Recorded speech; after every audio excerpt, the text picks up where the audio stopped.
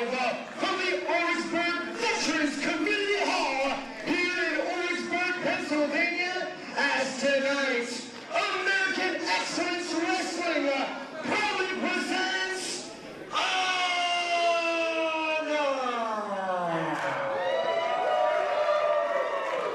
And to kick things off, may I ask that you all please rise and remove your hats for the playing of our national anthem.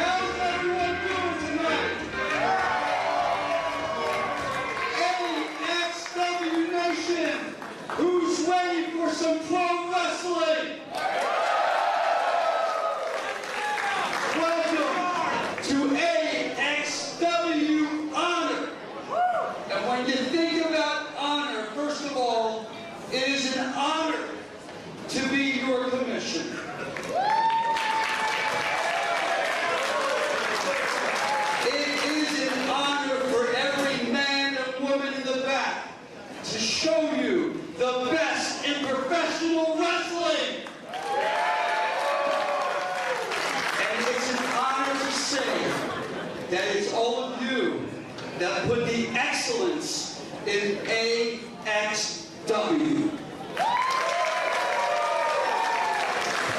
So let me ask you again, who's ready for some AXW action? I want you on your feet right now and join me and say, let's go. Everybody get up. Come on. Get up. Join me and say, AXW.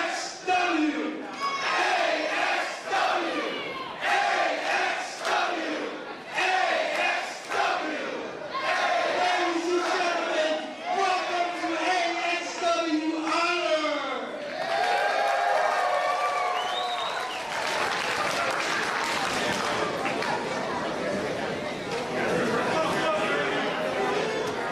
And if I wasn't fired up already, I'm fired up now.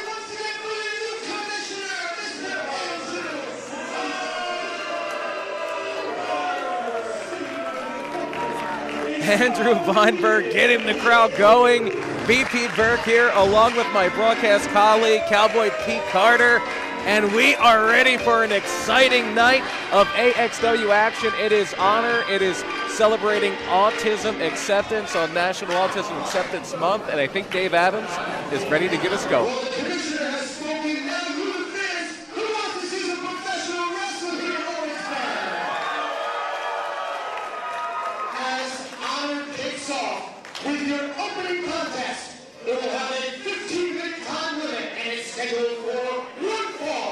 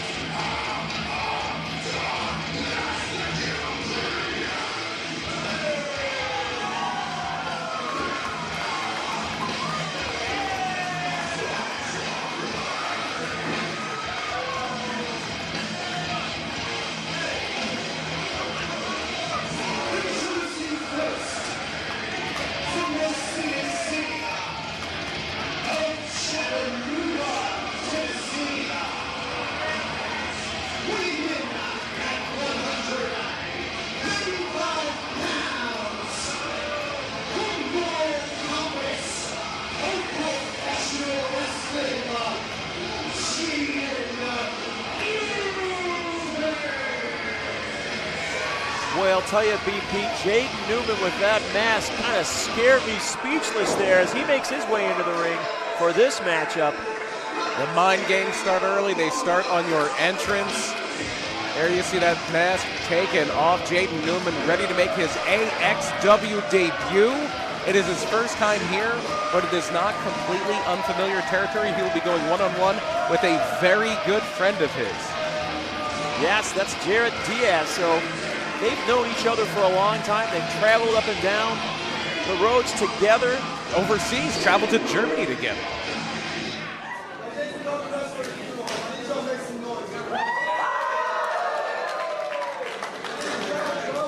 But Jaden Newman has made it clear that tonight is not about friendship, it is about competition. And his opponent coming through that curtain right now wouldn't have it any other way. Here comes the closer.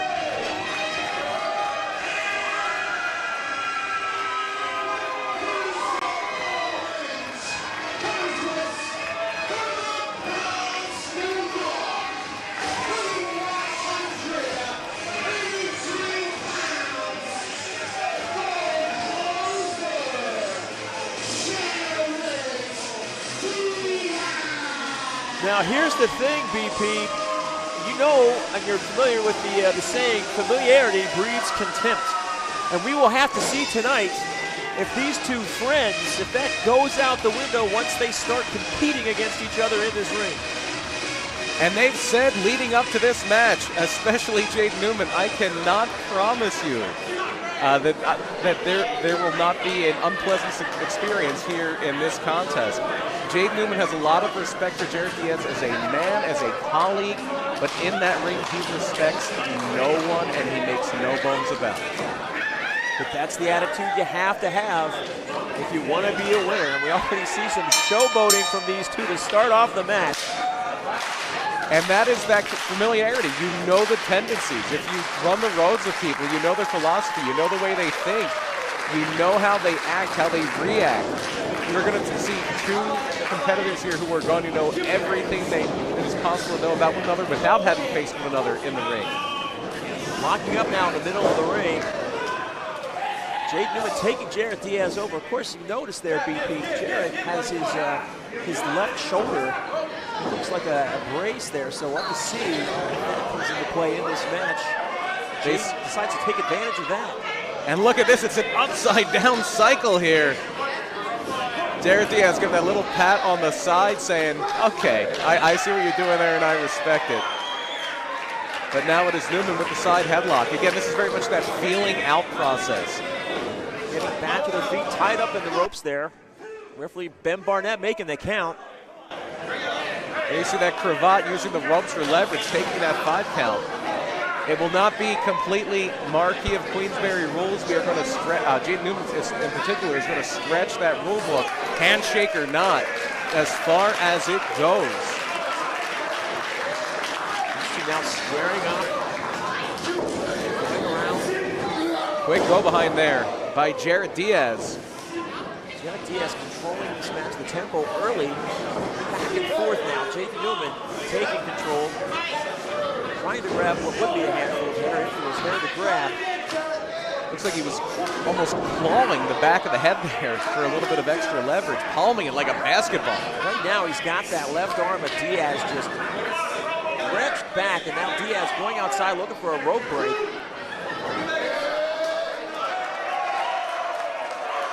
And a clean break from Jared Diaz. Still in that feeling out process, though. It looks like they're still in a friendly exchange here. No, they're not. You spoke too soon there, Pete. Sometimes, you know, I'm not a behavioral expert there, but it is hard to keep those tempers from flaring even a few minutes into a match.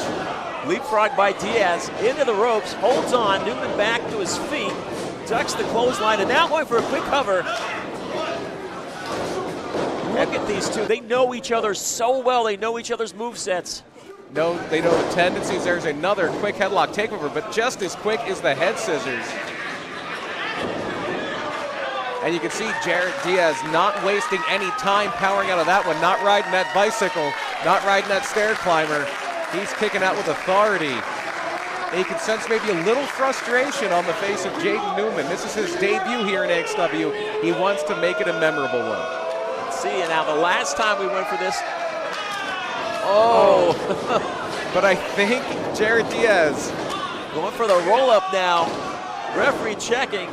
I think Jared Diaz knew that was coming. He knew something was up. Right to the knee, that basement drop kick, and then a double stomp to the back from Diaz. Now we see Friendship going out. Oh, quick scoop slam there. Going now for the cover. Oh, it's all about winning now. It is all about winning now. Maybe you can make friends. You can share a ride home, possibly. You can share a drink after the match. There he is over the top. Here comes Newman. Oh, he catches him square in the face with his boot, sending him back into the crowd. Going back one more time.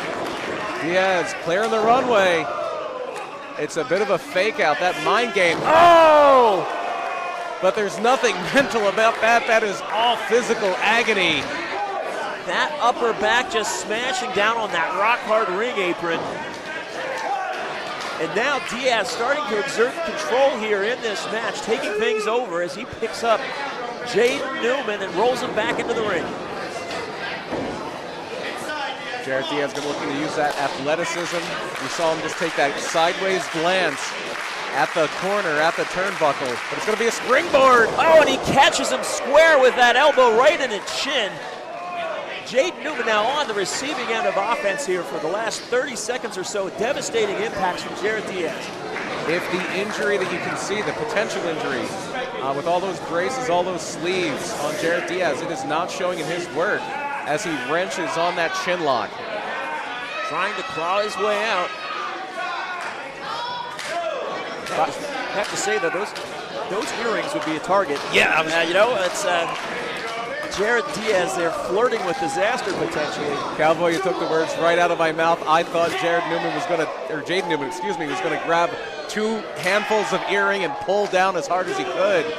You don't do that to your friend, though, BP. I don't know. It's beautiful athleticism there from Diaz. A great counter, but Newman is right there with a knee to the sternum, knee, and delivers a tilt-a-whirl power slam. Going for a cover now. Kicking out at 2 is Jared Diaz, and now he goes to work on that left arm. That potentially injured left arm. Just wrenching it and putting torque on that. Going for a submission potentially here. Smart wrestling. But wait, Diaz backs him over onto his shoulders. You can see Diaz trying everything he could to keep that elbow bent, to keep the crook of that elbow bent.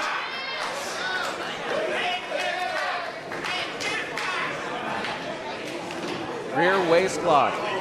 Double underhook right now applied. Great scientific mat wrestling here from Jaden Newman, showing off what he knows. And just look at the look of agony on Jared Diaz's face. Newman just wrenching it in, just taking a hold of that arm. Looks like we could be seeing a backslide here. Newman needs to drop the knees if that's the plan. There we go, just like Diaz just did. Diaz got it. Only one shoulder down though.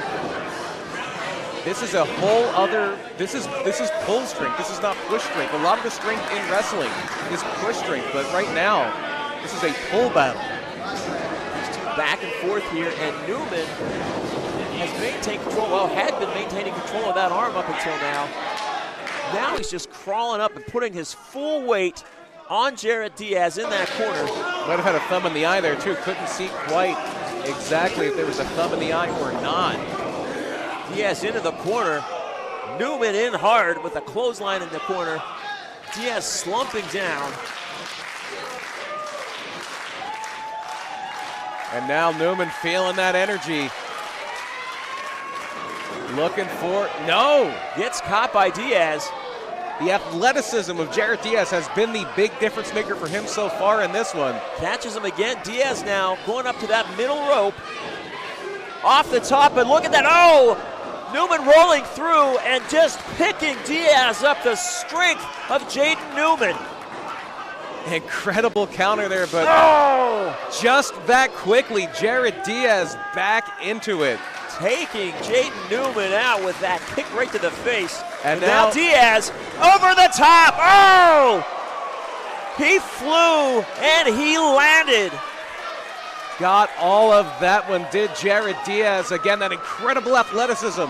Throwing friendship out the window and then leaping right onto his close friend, Jaden Newman.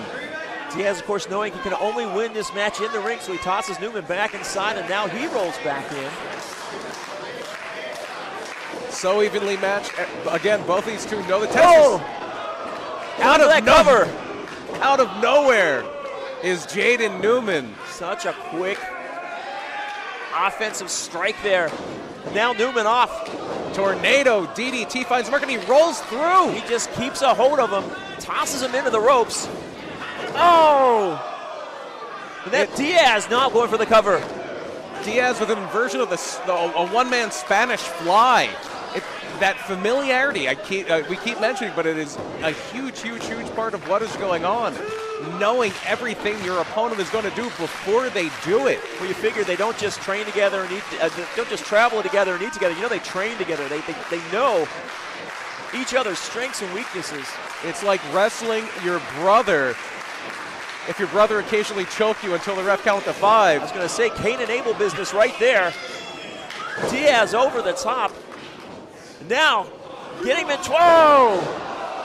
twists him over, going for that cover, and he gets it.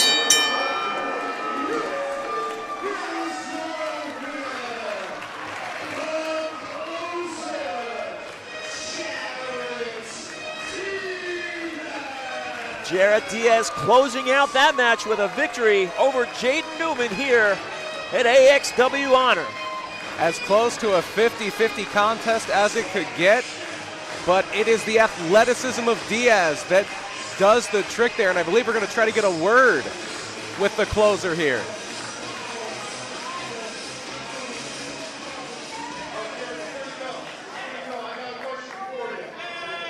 Here we hear once again for the closer, Jared Diaz.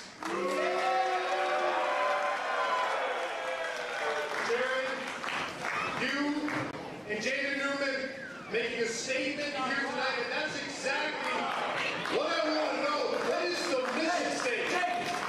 Come here. Come here. Come stand with me. Come stand with me.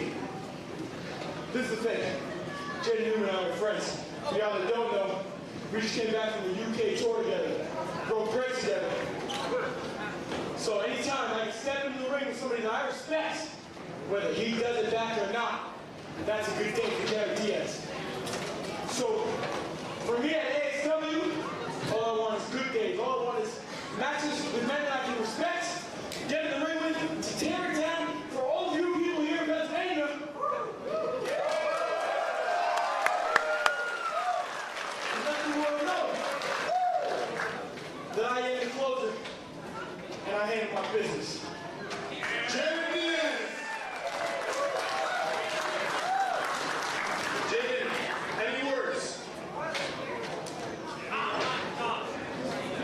you may have hurt my respect a little bit. But hopefully, I can come back and perform for all you lovely people here. Thank you for being here. I'm going to go to the beach. It seems like the friendship between Jaden Newman and Jared Diaz will survive the conflict of in-ring action. Well, I'll tell you what, BP, what a fantastic opening contest here at AXW Recharge.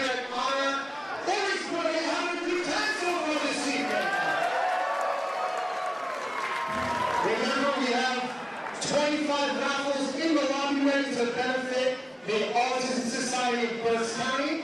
Plus, we have a 50-50 raffle going on also to benefit the Autism Society of Berks County. You do need to be present for the 25 raffles in the lobby, and of course, before the main event, we'll show the winner of the money. But that's then, this is now, as honor continues with a mixed tag team bout. And it's kind of an irony of sorts that on an event called Honor, we are going to see the likes of Philly Mike Swanson and Riley Crow. Well, they are quite the couple and quite the pair, to say the least. Riley Crow, definitely the strangest bird in professional wrestling.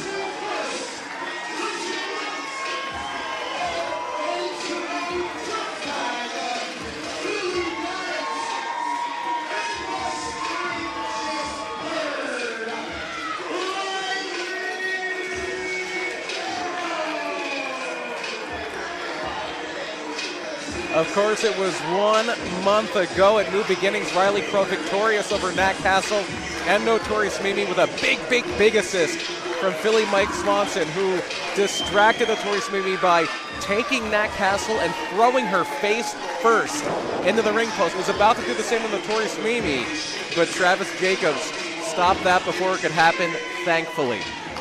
Well, Philly Mike, doing what he needs to do to keep, happy, say happy wife, happy life, but you get the general gist here. I don't know what their situation is, but you do what you have to, and right now,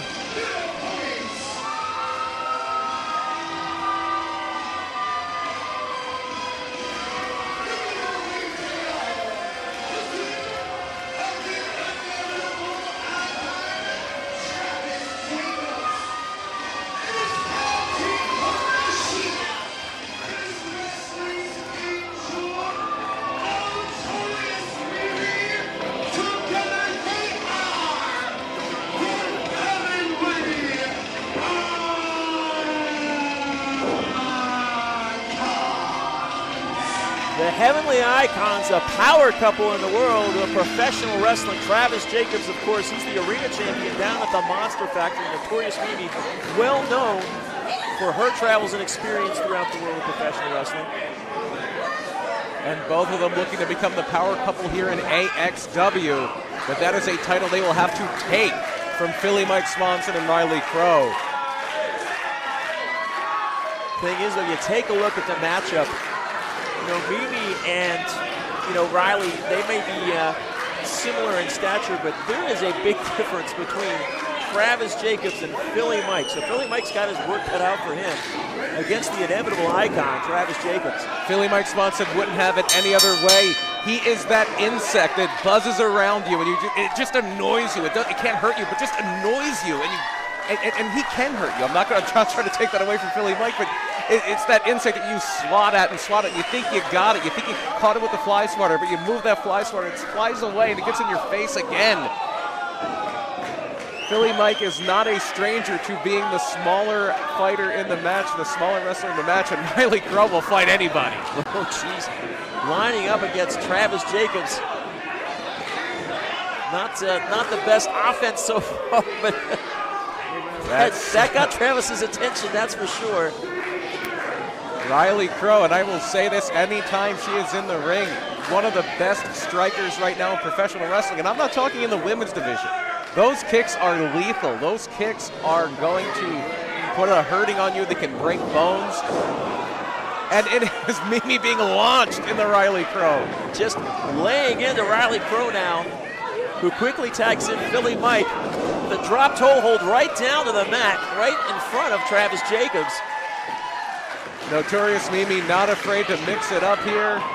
Intergender action, but it will be Travis Jacobs right now and Philly Mike Swanson.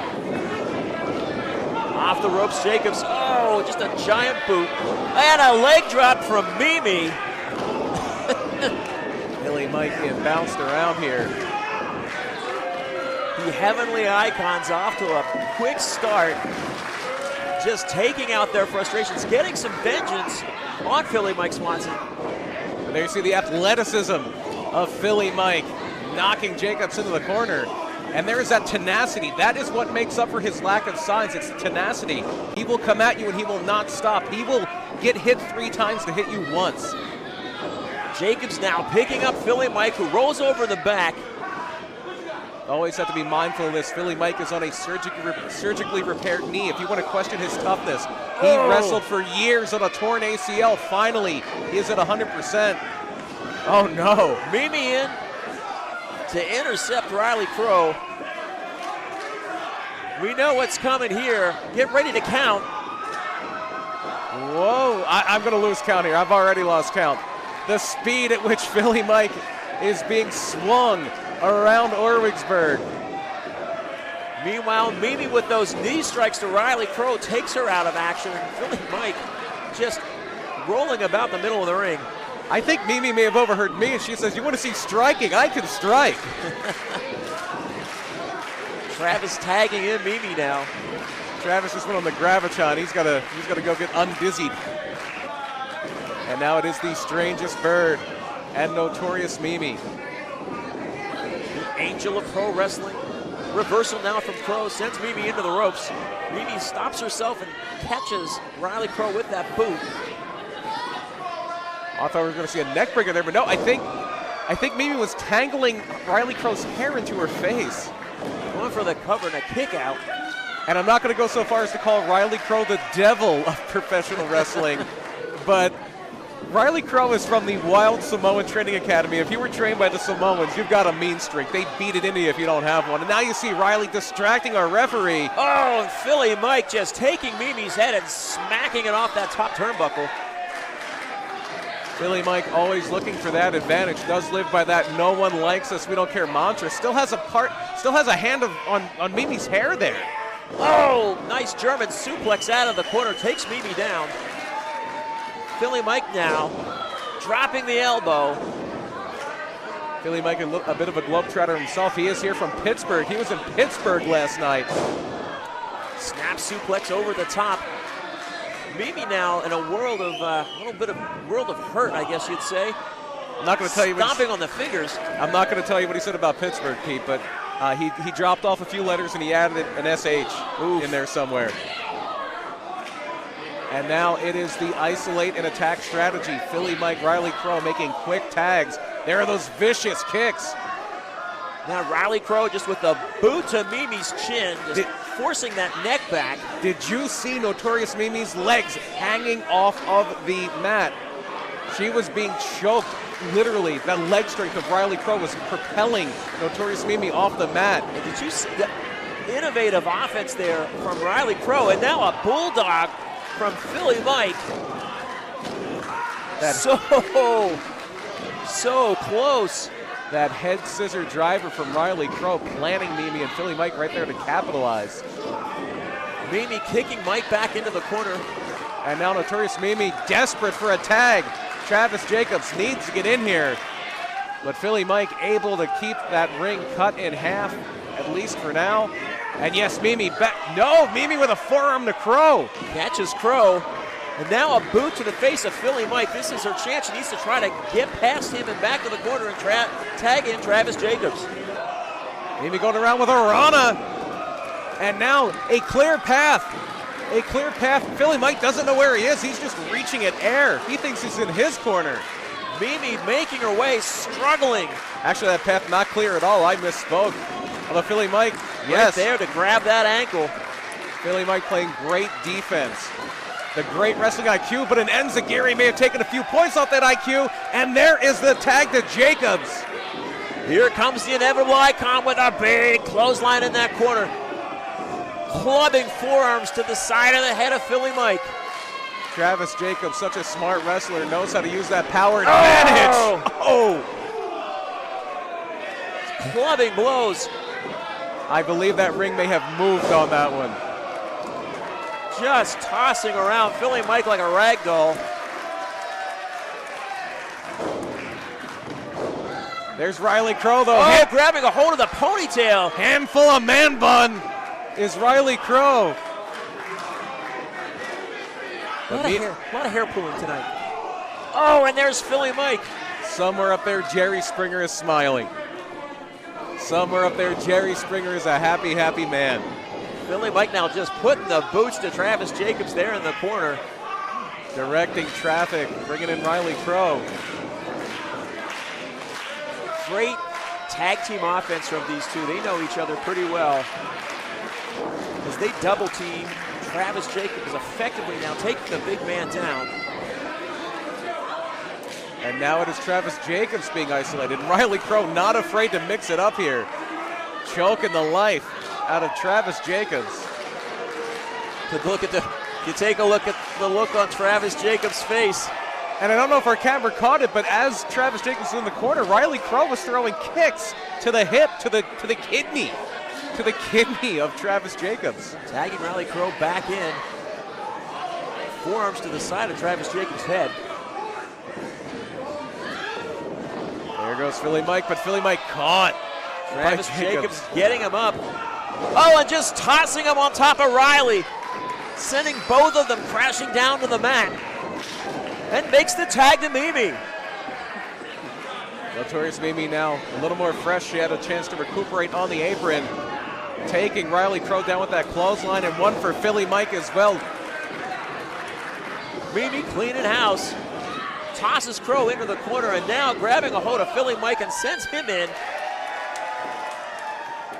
The 2-for-1 special, the boot. First the one for Philly Mike Swanson, and now one for Riley Crow. Notorious Mimi has had to stew for a month that she was robbed of what she thinks a sure victory. Now going up to the top is Mimi. Mimi loves to fly. Double cross body, takes him down. Going for the cover. I think maybe she would have focused that pin on just Riley Crow and not tried to pin both at the same time. Maybe that result was a little different there. Excellent point, but Mimi, she's a hothead, as you said, after last month. I think she just wants to get her revenge on these two. Oh, spinning kick. Crow looks dazed. Two incredibly gifted strikers here. Mimi a little too preoccupied again with Philly Mike. Picking up Philly Mike, but he blocks him. Philly Mike reverses, sending Mimi down. Mimi paying the price. She made this essentially a handicap match for herself. There's Travis Jacobs back in. And there's that power. You see the strength. Oh, choke slam. Travis Jacobs is not a small man. There was some distance on that choke slam, and now Riley Crow. And there are those strikes. Wrestling strangest bird. Look at that. Look at that from Rutherford.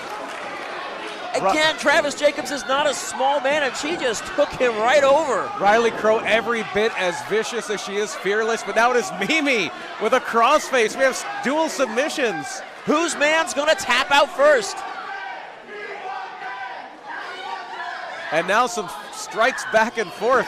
Kicks. Mimi has the free leg and able to throw in a kick there. Riley Crow was not in the position to do so. Jacobs barely rolling out of that.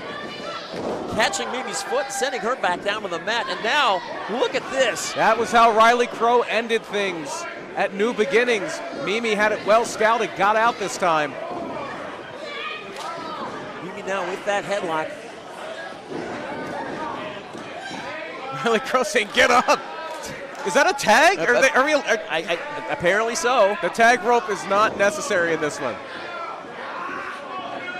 In the ring, tags allowed for one match only. Picking up Mimi, trying to at least. But Mimi going for a reverse, has Philly Mike up off that ropes, plants him with an EDT. Philly Mike looks out of it. Notorious Mimi relying on that energy from AXW Nation, but again, trying to fight a battle on two fronts, and it's not working out well. Samoan drop from the Samoan-trained Riley Crow. Now she's just dragging Philly Mike over for the cover. He is the legal participant, but Jacob's in to break it up. I have to tell you, this is my first time seeing Riley Crow. I am highly impressed with her, not with her courage, but also just with the offense, the strikes that she just unleashes on anybody. Riley Crow, one of the better kept secrets in Northeast Pennsylvania, but it won't be a secret for very long. Oh! And she may not be in this match very long. Jacob's hair is down. Now he has Philly Mike. Double team effort there. Mike dropped on his face. And Notorious Mimi gets her revenge.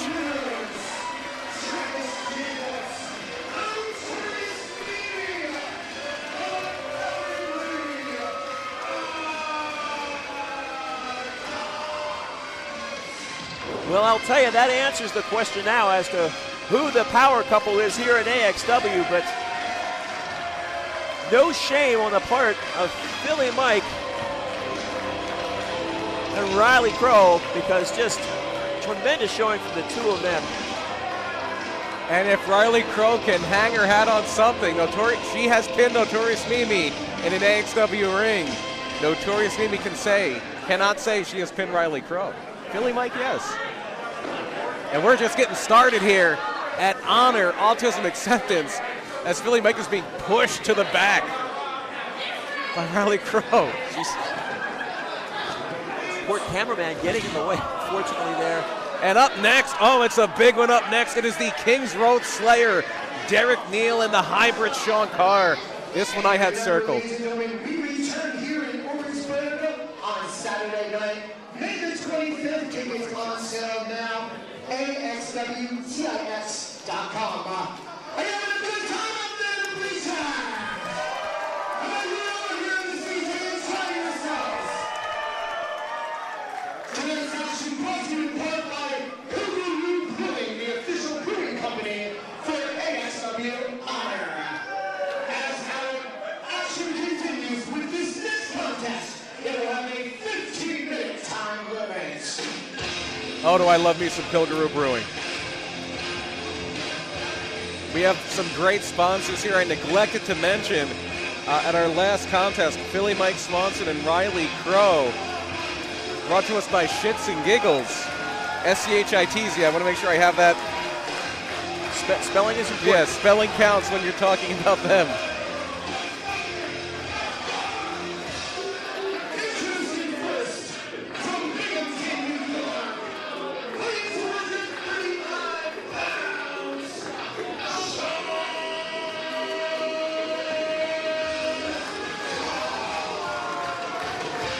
The hybrid Sean Carr came so close last month at New Beginnings to defeating a member of the Bloodline, Lance Hawaii. And he might not be facing an oos, but he is facing one of the toughest men in professional wrestling today, the Kings Road Slayer, making his return to AXW. Be a tremendous matchup between these two. This is going to be as hard hitting as it gets.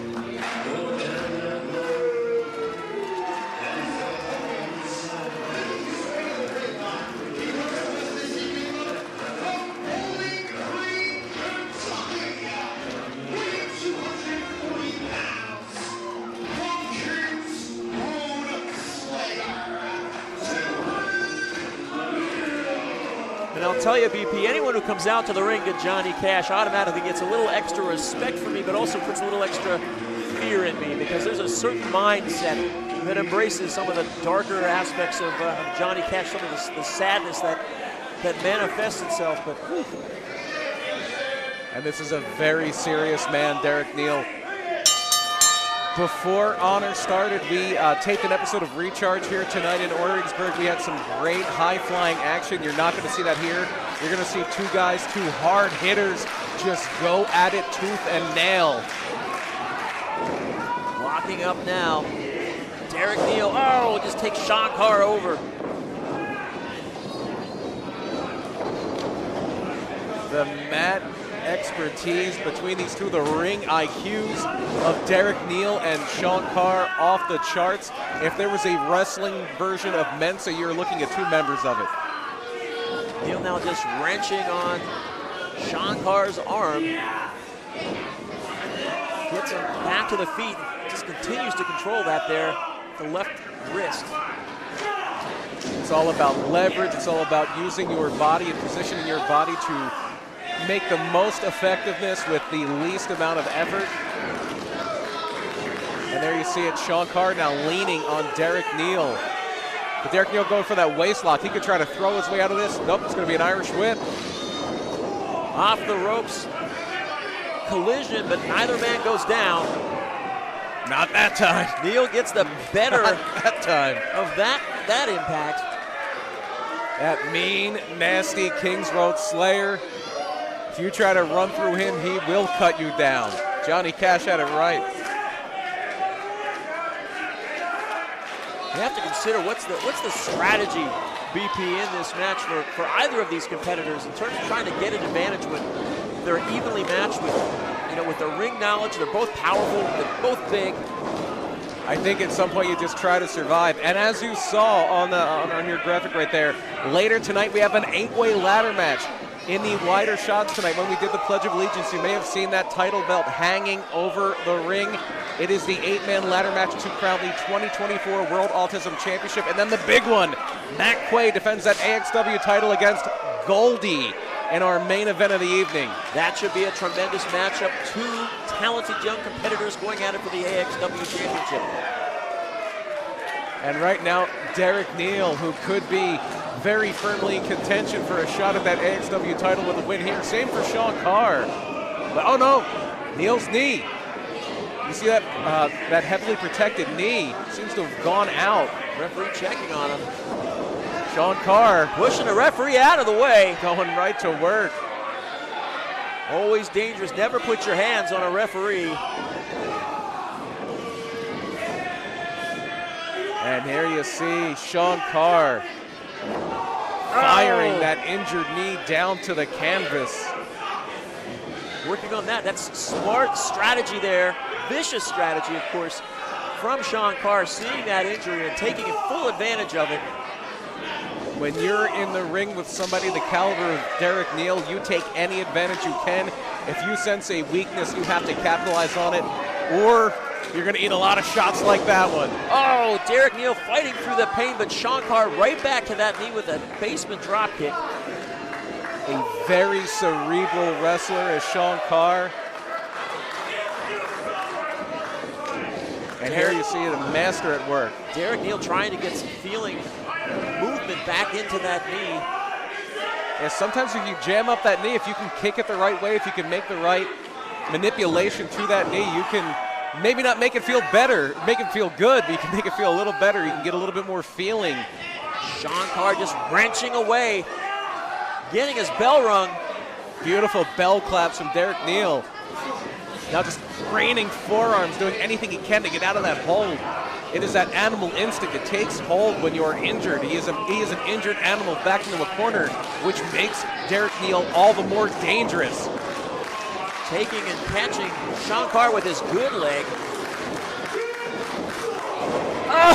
Oh! Big lariat! Just took his head nearly off of his shoulders, sending him down. And the Kings Road Slayer now. Oh! Feeling it. That adrenaline is going to make that knee hurt a little bit less. It'll kill him after tonight. He'll wake up at 2 in the morning screaming in pain. Oh, so close. Catching Carr right across the throat. But a lot of wrestlers I've talked to have all had that same ideal, that winning can soothe a lot of those late night pains. Absolutely. Winning in Tiger Ball. Those are the real tag team champions. Right? And look at this. Flurry of offense there. Strikes from Sean Carr, now picking up Derek Neal. And now you're seeing the athleticism of Sean Carr at work. Beautiful moonsault, finds the mark. Going for that cover hook in the leg. The mobility of Sean Carr, even before the injury to Derek Neal, was probably the advantage was in Sean Carr's field. But now, with Derek Neal effectively on one leg, Sean Carr can really use those distance strikes. Neal catches him. Carr back around behind, now just back and forth with the waist locks. There you see such highly proficient wrestlers. And oh no! Holding on to the ref. Low blow from Carr. Distracted the ref, able to mule kick right where he wanted to. That kick probably took Derek Neal out. Yes, it did. Square on the side of the face.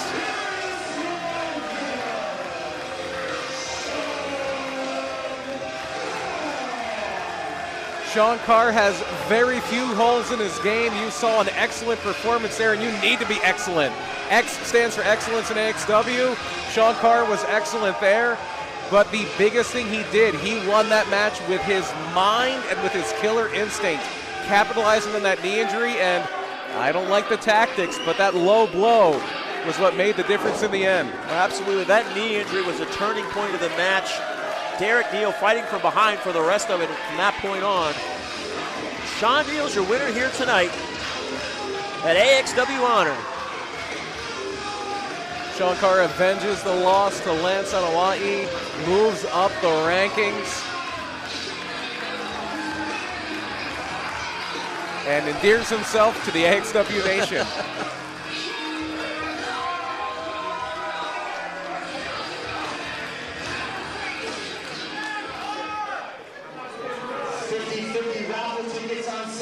Ringside now will show the winner before tonight's main event. Half the money going directly to the Autism Society of Berks County. The other half went to the lucky winner. We also have 25 raffles in the lobby, also fully benefiting the Autism Society of Berks County. You must be present to win those raffles in the lobby. And of course, you must be present to win the raffle for the money that you retain out. This is honor. As our star-studded spectacular continues with a women's vision contest, we will have a 15-minute time limit.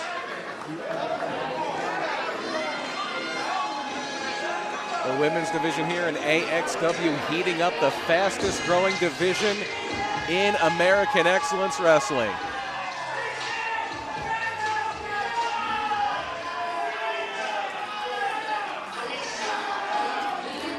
Nat Castle making her way out.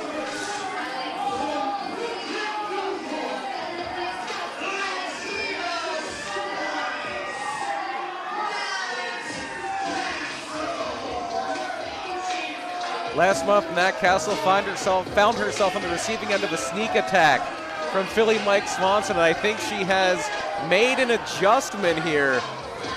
That is Los Toxicos with her. She has some muscle. Smart move, you know, if you have someone that works on trying to take you out, bring in some backup.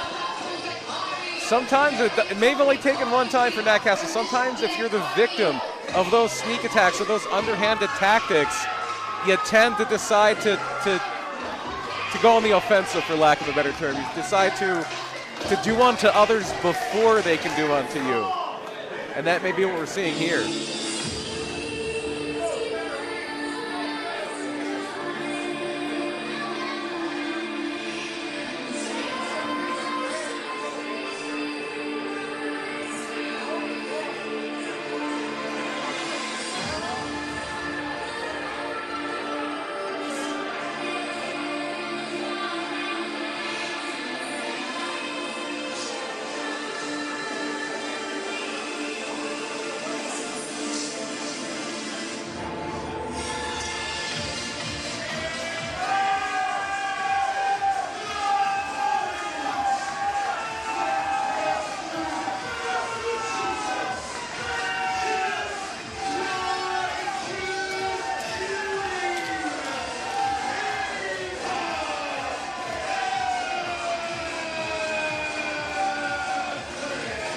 The AXW fans warming up very quickly to Ava Everett as she makes her way through the crowd. Gearing up for her match with Latina Spice, Nat Castle. The Y2 Cutie is quickly going to become a favorite of AXW Nation here.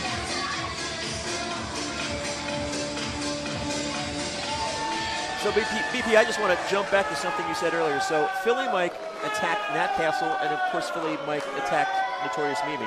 Yes, at the very end of the three-way contest between Notorious Mimi, Nat Castle, Riley Crow last month, Riley Crow gets the win largely because Philly Mike distracts Notorious Mimi by throwing Nat Castle into the ring post. So Philly Mike really is from Northeast Philly, is what you're trying to say. Yeah, he's it's genetic. all of the embodiment of anything any negative stereotype. All of those negative stereotypes about Philadelphians were formed into one ball of hatred, and that hatred grew to become Philly Mike Swanson. There's a lot of lead paint up there. Meanwhile, Nat Castle and Ava Everett locking up in the center of the ring here. Everett with a headlock now. And we do want to thank everybody watching here on Xcellence.tv. If you can't make it out to Orwigsburg, Pennsylvania, it's a great way to catch all of the AXW action. And it's a great time to tell somebody, if you're enjoying the show, say, hey, you got to check out this AXW. It is the hottest thing. Wrestling is back in Schuylkill County and is better than ever. And right now, Nat Castle taking her time.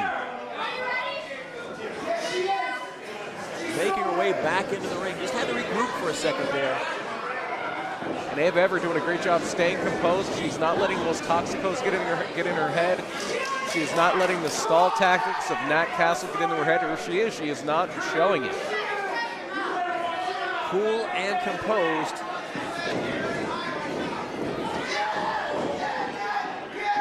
Strike to the back of the head from Nat Castle. A few strikes to the back of the head. That is a very dangerous place to be hit. Grabbing a handful of hair, but a reversal now. Oh! Castle's face smashing off the turnbuckle.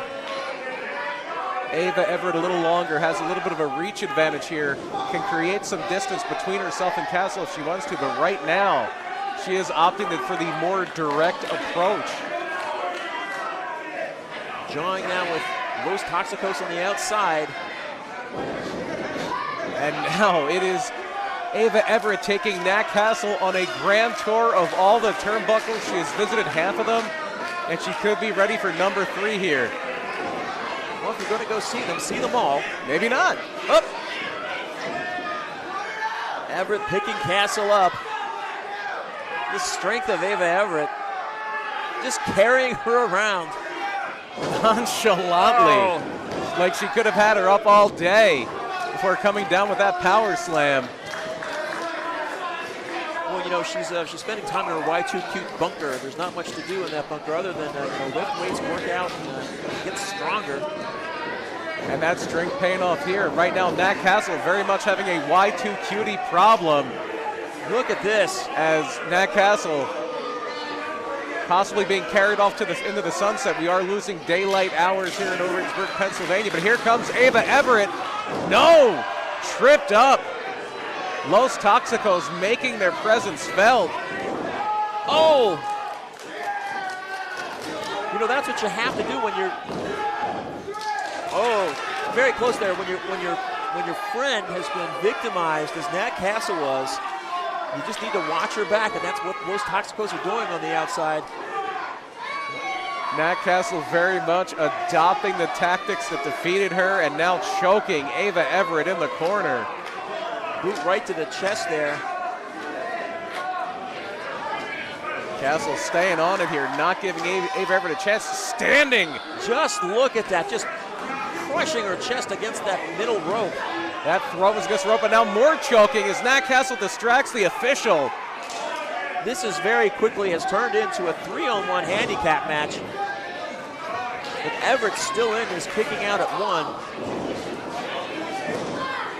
And now Nat Castle just going to work with punches and kicks, hands full of hair, whatever it takes. That seems to be the new motto for the Latina Spice. And coming up later tonight, one of the big ones, the AXW tag team titles on the line. Wonderboy Brian Morris, Wet Brett Waters defending against the Ace of Space Academy's GKM and MSG. A lot of initials there, but I'm looking forward to that match. Max St. Giovanni. I'm not quite sure what GKM stands for, but Max St. Giovanni, the younger brother of the head of the Ace of Space Academy, LSG, who will be in action himself later tonight against the big bad kaiju, O'Shea Edwards. There you see it. And there you see Nat Castle with that armbar applied, but Ava Everett fighting her way out, kneeing her way, or Nat Castle with a knee to Ava Everett, excuse me. Tossing Everett into the corner now. Castle backing up. Stirring up that spice. Oh, gets caught on her way in. A little bit of a spicy elbow of her own. Back and forth these two, trading blows. Seems like Everett, if she had composure before, she has lost it now. Well, those are some wild swings. There's not a lot of form behind that, but there's a lot of power. That is anger. That is frustration at Los Toxicos, frustration at all the double and triple teaming she's had to encounter. And it's being taken out right now on Latina Spice Nat Castle. Grabbing a hold, coming out of that corner. Oh, drives her face down into the mat. Everett fired up in this crowd supporting her. AXW Nation has found a favorite here. They love Notorious Mimi, but they're starting to love Ava Everett as well. Everett picking Castle up again, showing us that strength. Dropping her down. That was an amazing adjustment. I thought she was going for a pendulum backbreaker, spins it out into a sit-out powerbomb of sorts. Everett now with a waist lock. Trying to keep control, but Castle reverses. Rakes the back. And now Nat Castle looks to have targeted the arm. Oh, has that left arm. Twisting. A knee attack before and now wrenching back on the arm, trying to pop that shoulder joint out. But you see Ava Everett keeping that elbow bent. That is rolling the key. Her over. Twisting that arm in ways that the human anatomy is not supposed to twist. Everett now, wait a second. Los Toxicos getting involved again. Ava Everett taking her eye off the ball. She may live to regret it, but Nat Castle is dazed. No, she's not. Takes her up by the knee. Could have been playing possum there a little bit. Oh. And now vicious kicks. Strikes to the midsection. A little bit of a size discrepancy here, but Ava Everett is shorter when she's on her knees. 1, 2. So close there, drops her down. Catches her squarely on that face with the boot. And Castle wisely rolling outside. Los Toxicos helping Nat Castle, but here comes Ava Everett. She takes all three of them out. The tope gets all three. Bodies in crumpled heaps on the mats here. Nat Castle wiped out. Los Toxicos wiped out. Ava Everett, if she is going to pounce, it is right here while Los Toxicos are recuperating. This is her chance. Getting it back to a one-on-one sit down. Driving Nat Castle's spine first. And gets it.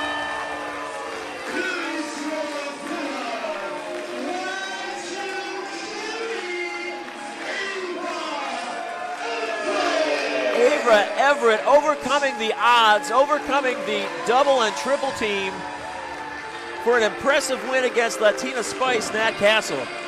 Nat Castle thought that dark turn, that adopting those underhanded tactics would be the key to victory. But Ava Everett shows that if you fight hard enough, that if you're good enough, you can do it the right way. And you did not see things there in the background. They are setting up the ladders because up next, one of the feature matches of tonight, we are going to have the match for the 2024 Autism Championship. 8 fighters vying for that very prestigious honor of being the second Autism champion. Now, BP, you told me a little bit about this championship before. We have a raffle in the lobby way, 25 items to be raffled off. The money going directly to the Autism Society of Bucks County, also 50-50 to benefit the same cause. We also have a gun raffle going on at the concession stand. The gun raffle is $10 a ticket.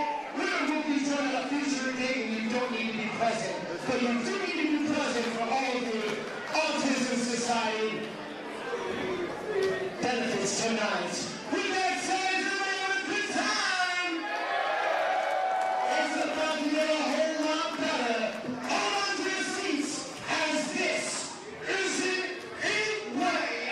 Ladder match, and it is for the 2024 World Autism Championship.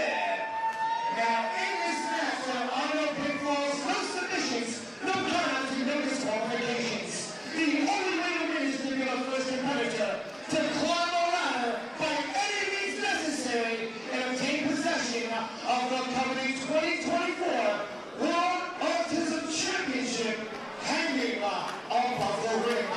And now let's bring out the competitors. Of course, in 2023, it was the Robbie Rumble, and that is the namesake, Robbie, of the Autism Championship. One of the members of the AXW family here, and one of the big reasons that we celebrate autism acceptance.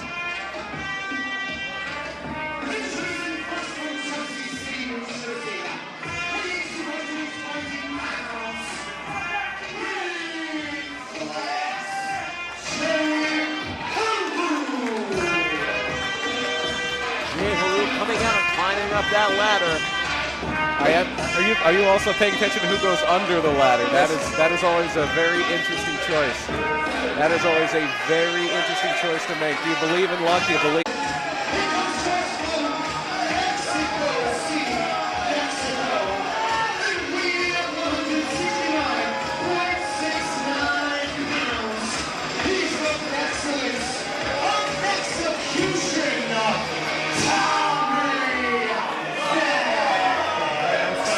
They really love Tommy Vex here, don't they? Oh, they adore Tommy Vex in AXW. Although some say this should be your AXW champion, a very controversial night at New Beginnings, shoving down Papa Quay. Papa Quay comes in later that night to count the 1, 2, 3 on Tommy Vex. But this is his second chance to leave Orwigsburg with some gold. Let's not forget about Mary Elizabeth, always a dangerous factor in any of Tommy Vex's matches.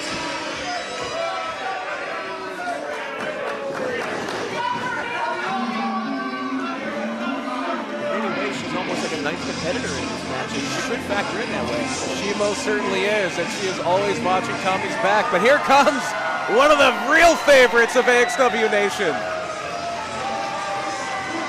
Joe Queen.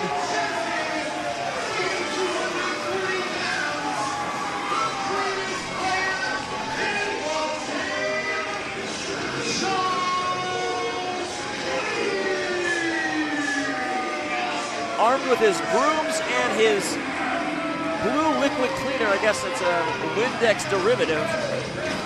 I hope not, because he likes to drink that stuff. That'll do terrible things to your kidneys.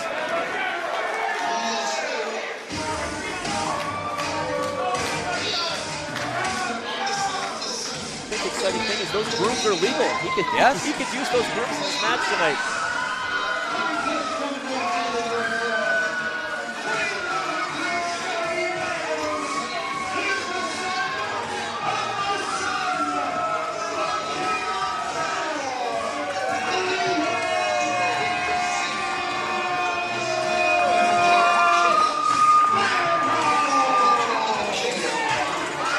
And there's a face full of kale for Jay Haru. Leo Sparrow, you might look at him, he's a little undersized. Compared to some of his competition here, you might think he's an underdog, but he is the underdog in most of the matches he wins, and he finds a way to win a lot of them. Fresh off a huge upset over Tony Deppen, former Ring of Honor TV champion Tony Deppen at New Beginnings, and now it could be an Autism Championship in his future. Absolutely impressive there from Leo Sparrow. Pelting people with kale, which actually is the best use for kale, I find. Don't tell Leo that. A proud vegan, Leo Sparrow. It's raining everything here.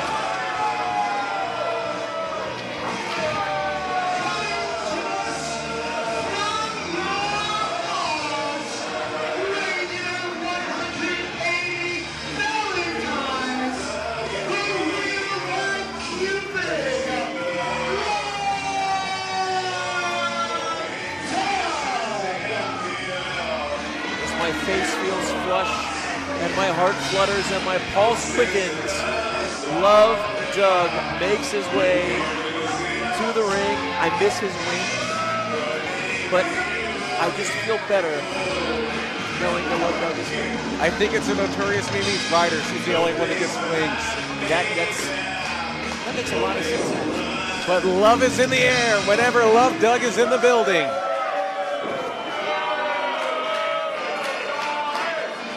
If nothing else, he will be the 2024 mullet champion. Oof. There are choices, and then there's the mullet choice. If you're going to go all out like Love Doug did. He's committed.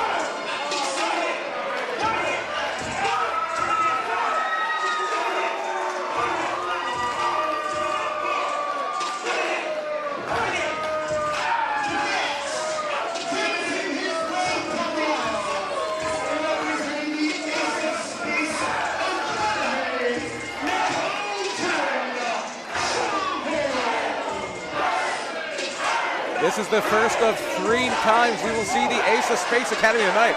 Everybody's just abusing poor Jay Haroon over there. Just 2 hands to the cheeks for Jay Haroon.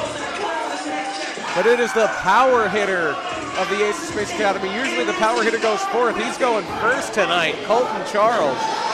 Colton Charles with an impressive athletic background. That size and strength coming from his background as a Division I rugby athlete. And yes, your eyes don't deceive you. Tommy Vex is in the crowd.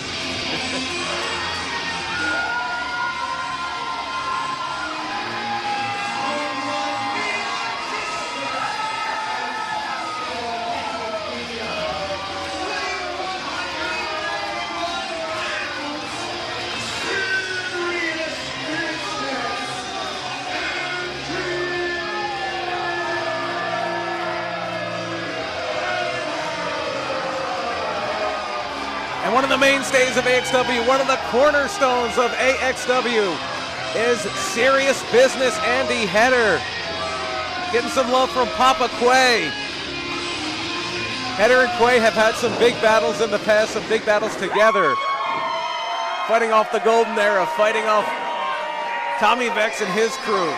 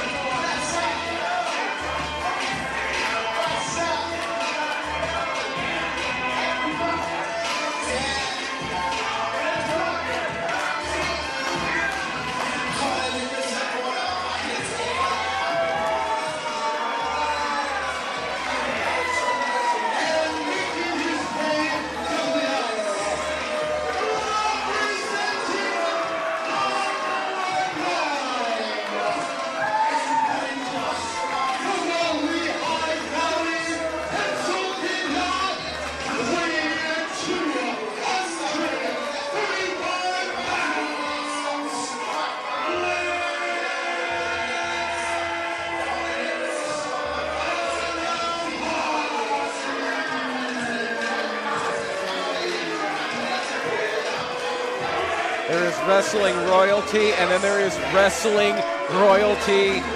And the greatest family in the history of professional wrestling, well represented tonight by Lance Anoa'i, the grandson of the Wild Samoan Afa, the son of the head shrinker, the member of the Samoan SWAT team, Samu. His family, his father, his grandfather have done so much to enrich professional wrestling here in Eastern Pennsylvania. So many of the great wrestlers that have come out of this area have been trained by Lance's father, by his grandfather before him. And tonight he has to take on 7 other men. Plus Mary Elizabeth. Plus Mary Elizabeth, yes. Can't forget her. But there you see Tommy Vex slowly coming into view, taking his time. Tommy and Mary Elizabeth, master tacticians, both of them. Tommy doesn't need real eyes in the back of his head.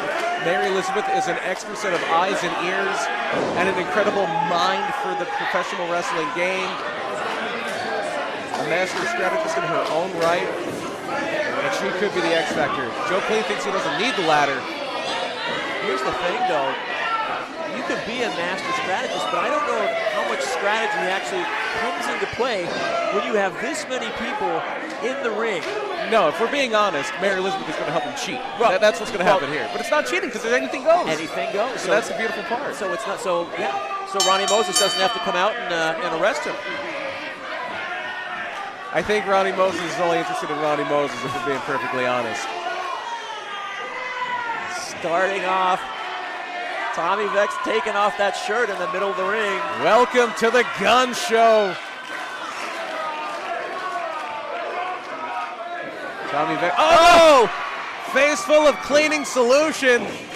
That is a very caustic chemical. We are off here now in this ladder match.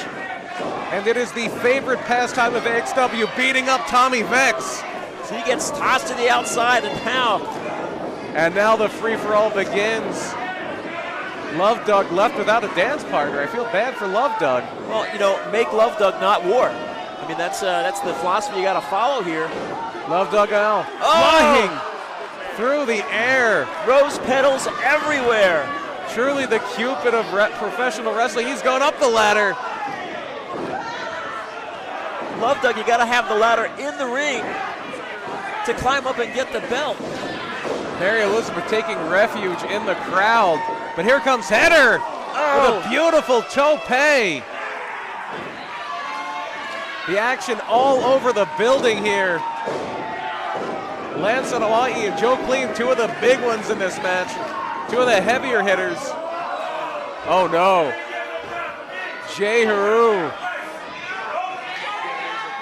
Taking his time. Oh, Lance. Oh, just sends him to the outside. Lance and Hawaii yeeting Jay Haru into most of the other competitors.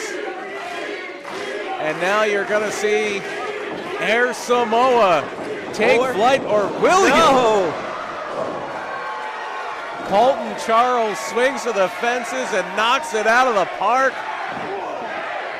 2 of the biggest men in this match facing off in the ring, and now Charles is grabbing a ladder. First man to go for a ladder, it looks like. Takes it apart. That Ace of Space Academy has a long way to go to meet up with the, and there's a beautiful baseball slide by Andy Header. That Ace of Space Academy has a long way to go to meet up with the Wild Samoan Academy as far as prestige, but a win here from Colton Charles will go a long way. And now Joe Clean and Header. This is a great spot, being the only 2 in the ring. But you have to be the only one in the ring here, which is so next to impossible with 8 wrestlers. Can I say it? Go for it. Joe Clean cleaning house. Ah! I see what you did there, and I see what Joe Clean did there. Throwing Andy Header back first into that ladder. Now Love Doug gets sent into the corner. Big splash from Joe. Joe Clean now. Joe Clean does everything. He can get rid of dirt and grime and grease in just a minute. He can clean your whole house and everything that's in it. He is trying to magically erase 7 other competitors, but right now it is Andy Header that is in control of this one. I like that. I'm here all night. So much going on here in this match as Andy Header gets the ladder in the center of the ring there. Andy Header in center stage. He has had so many championships in his storied career. One of the most decorated, celebrated wrestlers in all of AXW. Colton Charles, though, trying to end this match early here, but Colton Charles just catches Andy Header. And now Andy Header catching a backache. And Tommy Vex, ever the opportunist, but no, Tommy, no. Oh, no. He's going to get a choke slam off that ladder for his trouble. Rolling to the outside. Colton Charles might want to stop dancing and start climbing. He doesn't have to climb very far.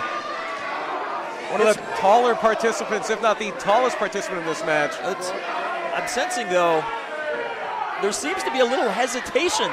Like, he could have this here.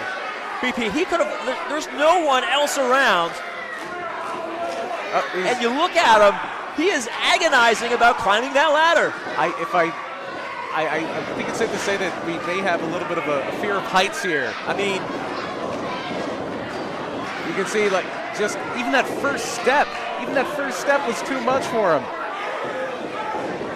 As powerful as he is, he's out over the top rope now. And there's a thunderous drop for Colton Charles, but it's a little different when you're in that stable ring and not on a wobbly ladder, especially somebody that big. I don't blame him. I wouldn't want to climb up that ladder either. Vex, meanwhile, as Love Doug and Leo Sparrow look to have competing rose petal kale fights here. Ducks under the ladder there. And Tommy Vex gets a double shot. Trapped under that ladder now. Leo Sparrow just putting the boots to him. Beautiful crescent kick from Lance on Hawaii. One for Header as well. And it is the Oos all alone. What's another championship in a long and storied history of championships for that Anawa'i family. Grabbing a ladder now. This will be his first attempt to climb up and grab that belt. That's Hawaii clearing the way.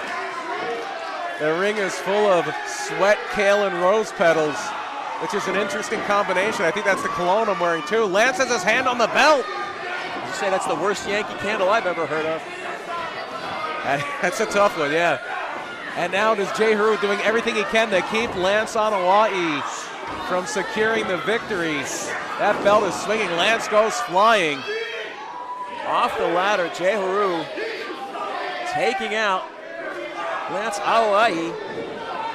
Saying he yeeted Lance. Oof. And now it is Jay Haru with a clear path to victory. But it doesn't stay clear for so long. Here comes the big man.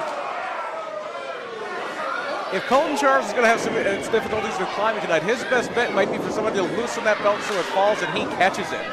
Because he has that reach advantage. He may be able to even jump and loosen that belt. That's how tall he is. But keep in mind, for Colton Charles, a power-based offense. You know, he's not an Ace of Space Academy. You're not going to see him doing a 450 off the top rope. But you are going to see a ladder swing.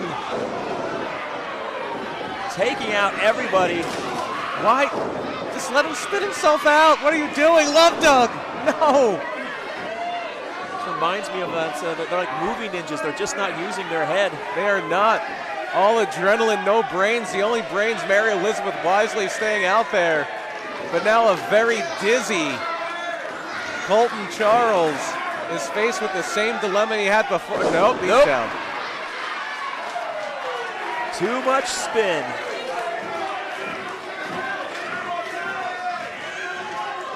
And Colton the first back up. Everybody else still picking bits of metal and yellow paint out of their mouths. Colton Charles now very gingerly climbing that ladder. No, he can't do it. You can do it, Colton. What are you doing? Why are you taking the ladder apart? Maybe. Face your fears.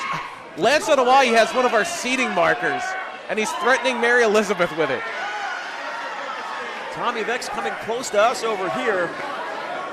This is not, you want to stay as far away from Tommy Vex as possible in any circumstance, but especially in a match like this. Lance on Hawaii could be throwing a basketball hoop at him next.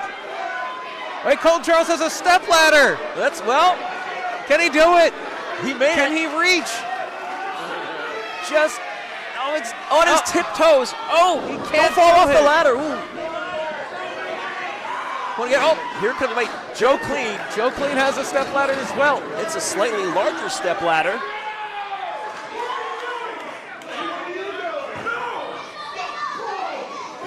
And now, oh no, high stakes.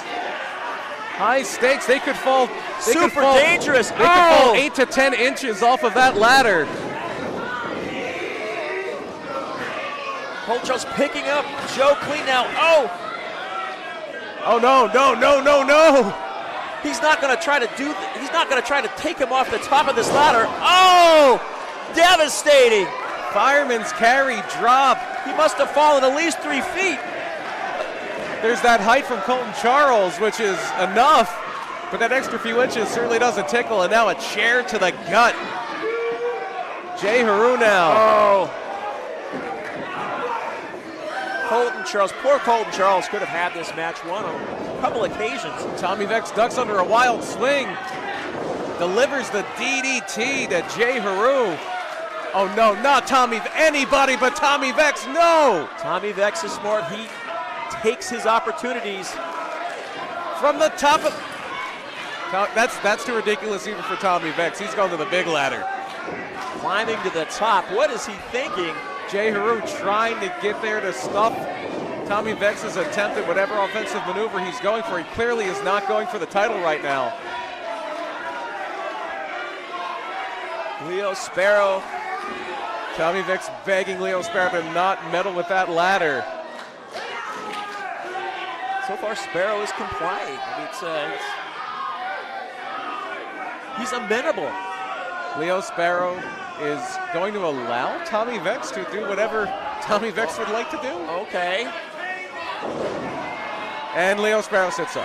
Who didn't see that coming? Tommy Vex. Tommy Vex did, yeah. I may have overstated Tommy Vex's intelligence a little bit earlier. Mary Elizabeth clearly the brains of the operation. Catching a step ladder to the face. Now Leo Sparrow going up top. No permission required, but you can see Love Dog advancing. Leo's got to move. Oh, splash from almost the top of that ladder. Tommy Vex had to have the wind knocked out of him. Possible damage to his ribs. Joe Clean tossing out Sparrow. Joe Clean now looking for that belt, looking for that ladder. He may have an opportunity here. Can you imagine if he wins this? He's going to polish that thing. It's going to look so nice and so good on him. He will be a sparkling representative for Autism Acceptance. Andy Header on the outside. Joe Clean. He's going into, I don't know if this is a good idea, Joe. Well, yeah, but think about it. Boot prints all over it, Boot prints all over it. This may not be the easiest ladder to climb now. You've just wet it. What could possibly go wrong? But hey. Oh, Jay Haru now. Knocks down Joe Clean. Trying to climb up there. Jay Haru slides off the ladder. The cleaning solution preventing Jay Haru from reaching the top. Now Joe Clean himself preventing it. Big stunner. And now Colton Charles back in. Once again an opportunity. Jay Haru is down. He's stacking ladders. Colton Charles may have dropped that right on Mary Elizabeth's foot. Just picking up Jay Haru now. Looking to do some damage. Ill intentions. Oh, on that ladder. Power slam right on that ladder. Shards of metal going right into the back of Jay Haru. We know Colton Charles has hops. If he hops high enough, he might be able to grab that title, but no. Oh! Big Vader bomb onto the ladder. That splash. Uh-oh, here comes Lance Hawaii. Oh, picture perfect super kick. Right on that chin. And Colton Charles out of the ring. You might not know what day it is. Long before the guys from Reseda popularized that kick, Lance's father and his uncle Fatu were throwing kicks like that a long, long time ago, and he has perfected it. And the crowd wanted tables. Lance Hawaii is going to give them tables. Anything goes in this ladder match. Bodies strewn everywhere, chairs. step ladders. It has to be driving Joe Clean insane that there's so much kale Full and ladders. rose petals and tables and ladders all over the place. He's probably barely keeping his head in this match with all the stuff all over the floor. But now Lance Hawaii looks like he may be securing. No, it's Tommy Vex in with the save. Getting in there just barely in time. Oh, Yep, Tommy is not smart at all. No. I was so wrong. I was so wrong. You do not headbutt a member of the Anawai family. what is he going to Oh do? no. Lance Hawaii taking Tommy for a ride. Tommy escapes. Thank goodness. And that would have ended very poorly for Mr. Vex. Climbing up that other side of the ladder now. He would have been going to Mexico City in a body cast. Ooh. Oh! Lance Hawaii falls through that ladder. The officials in to check on him. That ladder split, crunched into pieces. And now Tommy Vex, this is his opportunity. He is on the wrong side of the ladder though. Andy Header into the fireman's him up. carry. What's Header gonna do? Mary Elizabeth grabs the leg. Oh no. Smart on Mary Elizabeth's part. Love Dog with the Uranagi, but here comes Leo Sparrow. Knee to the head takes out Love Doug. Leo Sparrow sensing the opportunity for a victory here. But Tommy Vex is right there to put a stop to that. Tommy scrambling up the ladder. Look at him. I've never seen a wrestler Flying climb up a that ladder ladder. that fast. But He's almost there. Just one more step. Could not get he was too desperate swinging for the belt. He was knocking it farther away from himself. Gave Leo Sparrow just enough time to put some distance in there. Now these two at the top of the ladder just exchanging blows. Clubbing forearms. Sparrow getting the better of it, raining punches down. Just slap right to the side of Sparrow's face, it looked like there. What a wild one this has been. Sparrow says no. He does not want to get hit with that belt. He does not know if it is vegan-sourced leather. And here we have Mary Elizabeth in the ring. Mary Elizabeth grabbing onto that ankle. Thrown aside. Tommy Vex has a hand on the belt. He's so close. Oh, Sparrow Through the table. Unbelievable. Tommy Vex alone. Tommy Vex knows he's got this. Oh no. In the background, it's Joe Clean. Busting the broom over Tommy's back. Cleaning up. Taking out the trash, as it were. And now Joe up to the top of that ladder. He's got it.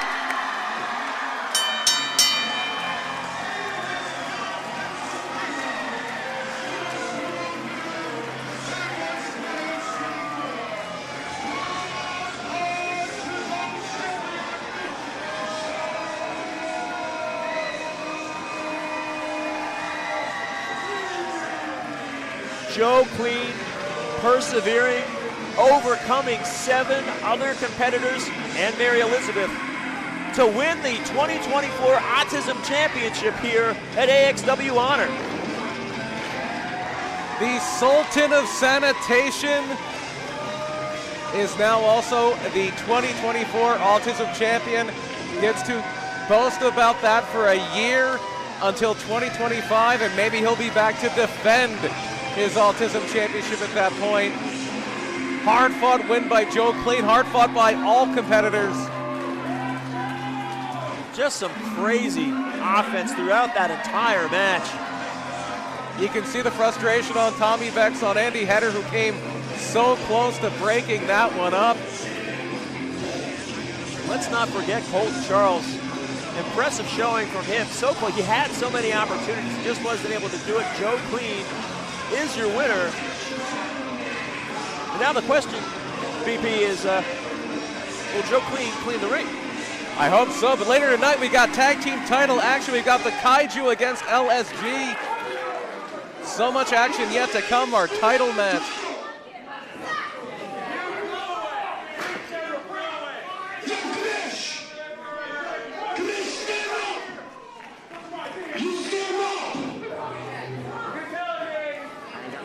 You're not going to tell me to stand up.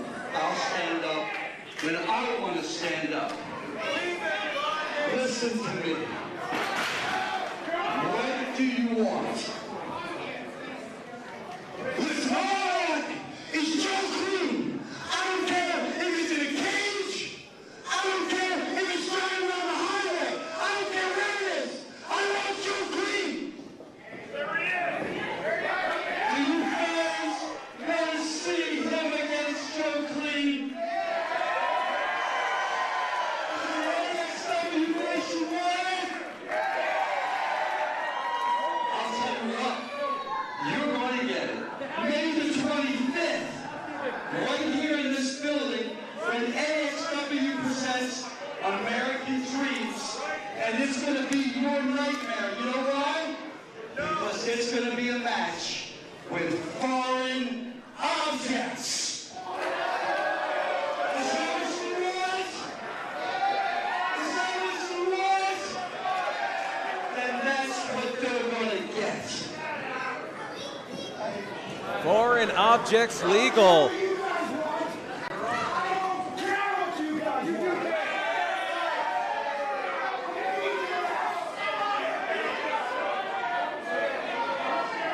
You better care, because we are AXW! AXW! AXW! AXW! Commissioner Andrew Weinberg makes it official. It will be foreign objects legal, or may I say international objects legal, at American Dreams, May 25th. Joe Clean, the Autism champion, against Tommy Vex. That's going to be a knockdown, drag-out fight between those two.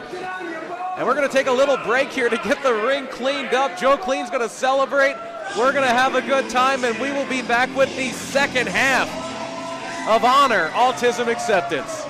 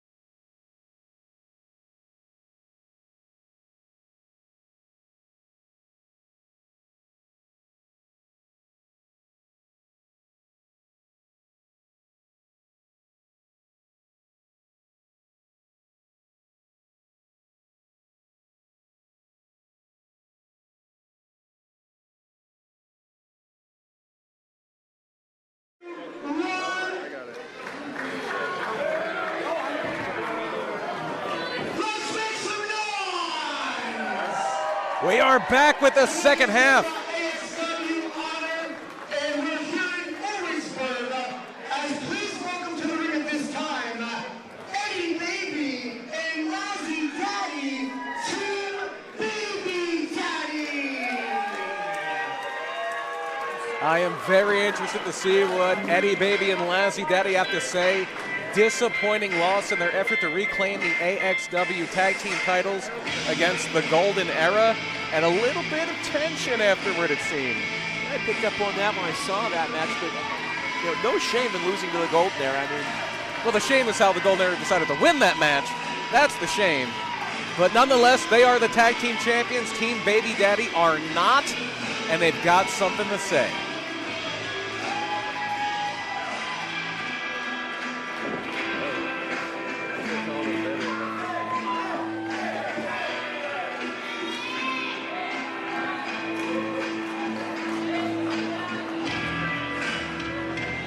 Lazzy Daddy seemingly reluctant to even enter the ring.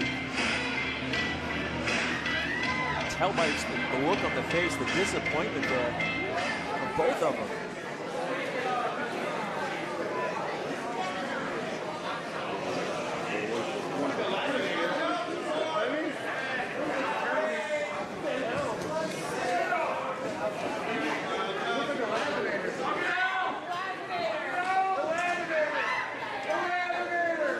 Emotional baby daddies here tonight. We're so used to seeing both of these two having fun, engaging with the crowd. Eddie Baby saying, Lazzy Daddy, you got something to say it.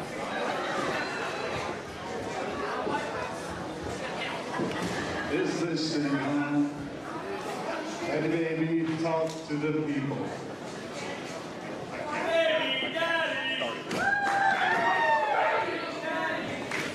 Eddie Baby can't talk, and I can't stand in this ring, and I can't keep coming to AXW.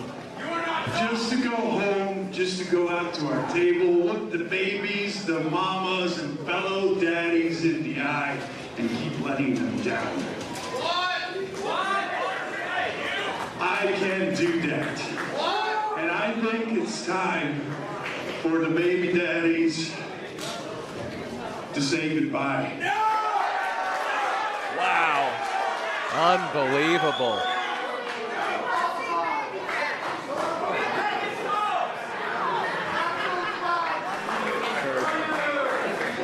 Eddie Baby, tell me, what do you think? Because I can't do it without you. I can only do it with you. And if this is goodbye, it's goodbye together. Say goodbye to AXW.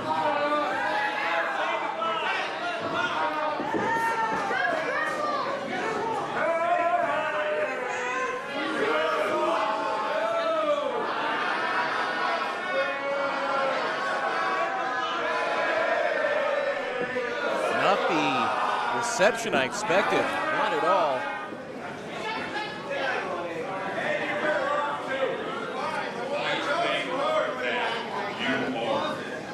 That one set low. How low? Is this better?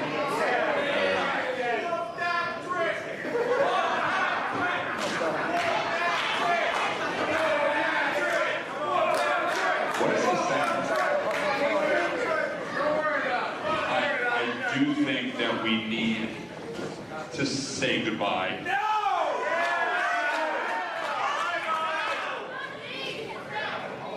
But I don't think we need to say goodbye to AXW. I think we need to say goodbye to this whole fun-loving team baby daddy thing that we have going on. There's this disconnect. You're 6'4", 262 pounds. I'm 6'3", 295 pounds, and we keep getting bested somehow by everybody else back there.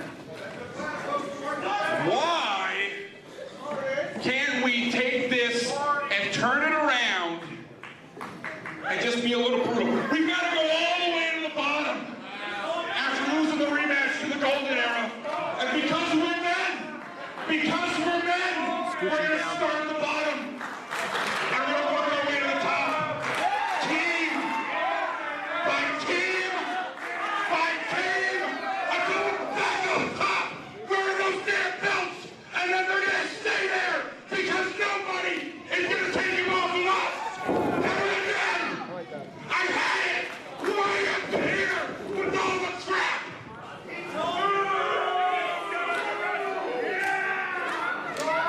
We need to get on the same page here. It doesn't matter what book, because I've had it. You had it? You had it? I had it. I had it. Remember your first marriage?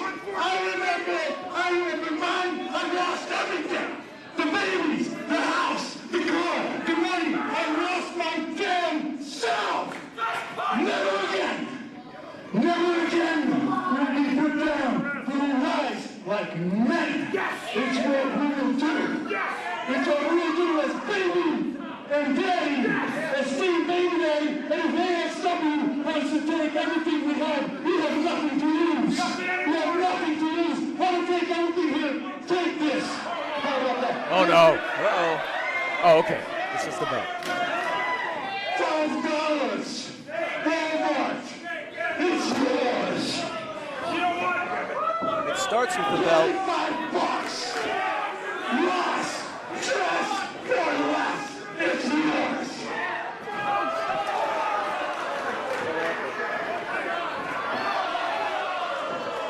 It's yours. We don't live it all in here. Like it and not. Like it and not. I don't like it. When I was wearing this shirt, the day it all happened. Take it out. Oh, there we go. It is. This needs to end. This needs to end before we get kicked off of every platform we are on. It is raining menswear in Orwigsburg. That's something I will not say hallelujah to. Oh, no. Everybody, is everybody getting into this? Hopefully not. We don't have to take our clothes off, do we? No, never. No. Oof. I have a very firm no nudity rider in my contract. I need to remember to ask for that the next time.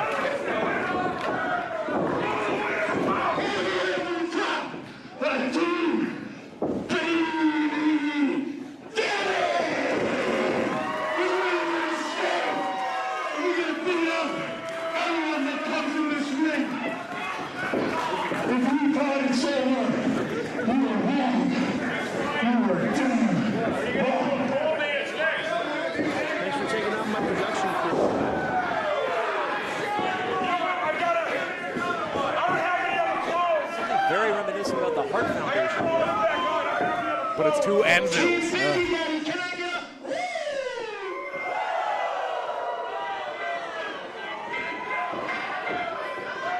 And we might be throwing clothing all over the place. We might be making a few jokes here on commentary.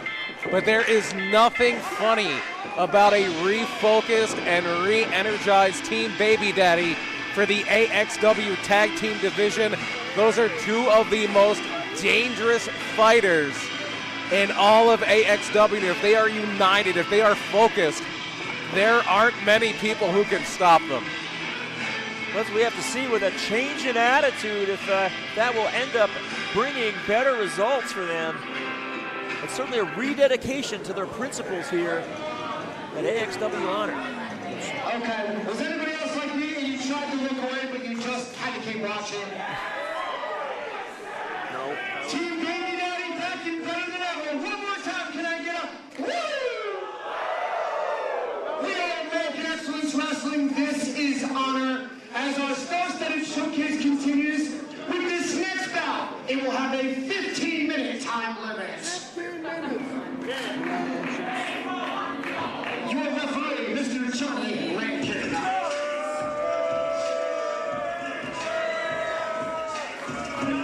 And not that we haven't had a great night of action so far.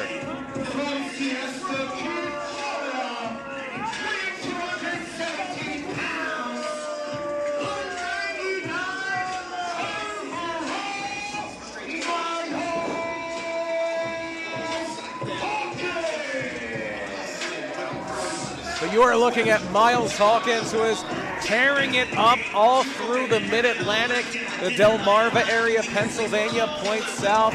Mr. 99 overall, superstar, X-Factor, #1 draft pick. Excited to see what he can do in the ring, BP. When this card was put down, there were a few matches I circled. This might have been the one that was circled and starred. Stern test, though, tonight against the Galaxy's only hero.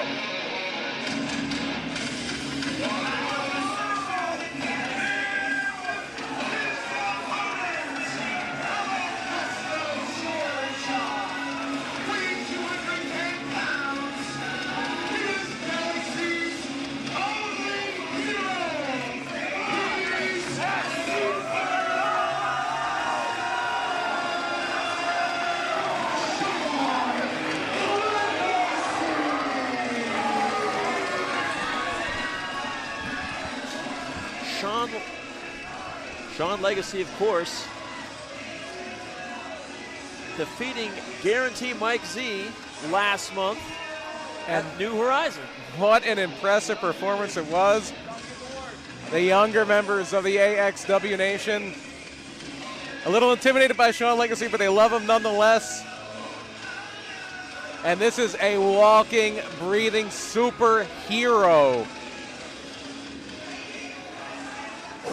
But he's going to have to be superhuman because he is up against one of the fastest rising stars in all of professional wrestling in 99 overall, Miles Hawkins.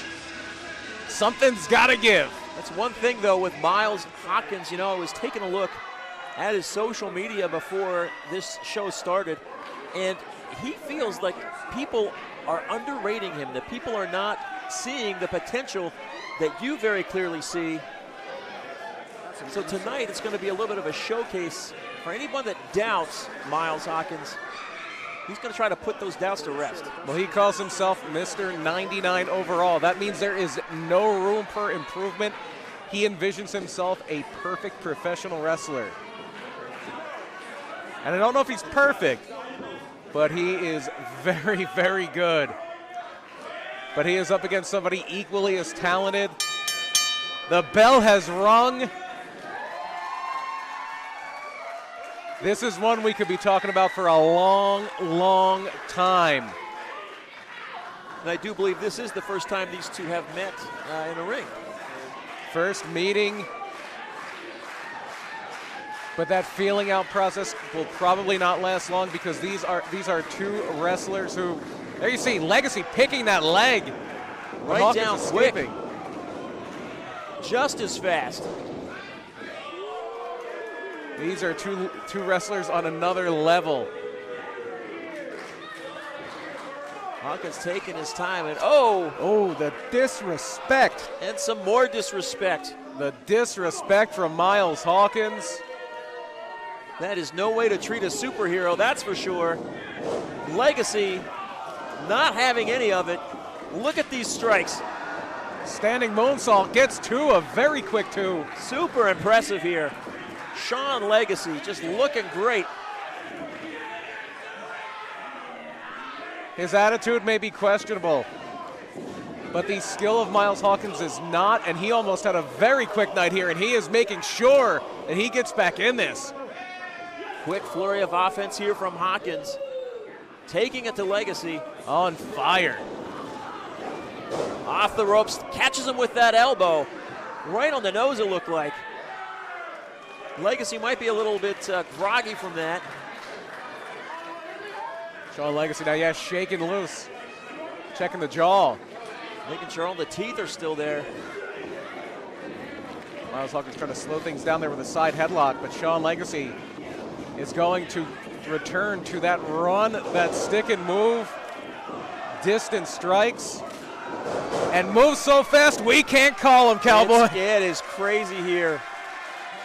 This offense from Miles Hawkins, everything that you said it would be. But right now it is Sean Legacy firmly in control. Legacy picking him back up, trying to get him back into the ring. Blocks the kick, does Hawkins. Oh, it just drapes his throat right over that top rope. And now takes him down with the clothesline. All power, all speed. Again, 99 overall. The perfect prospect. Excellence inside and outside the ring. That is what Miles Hawkins prides himself on.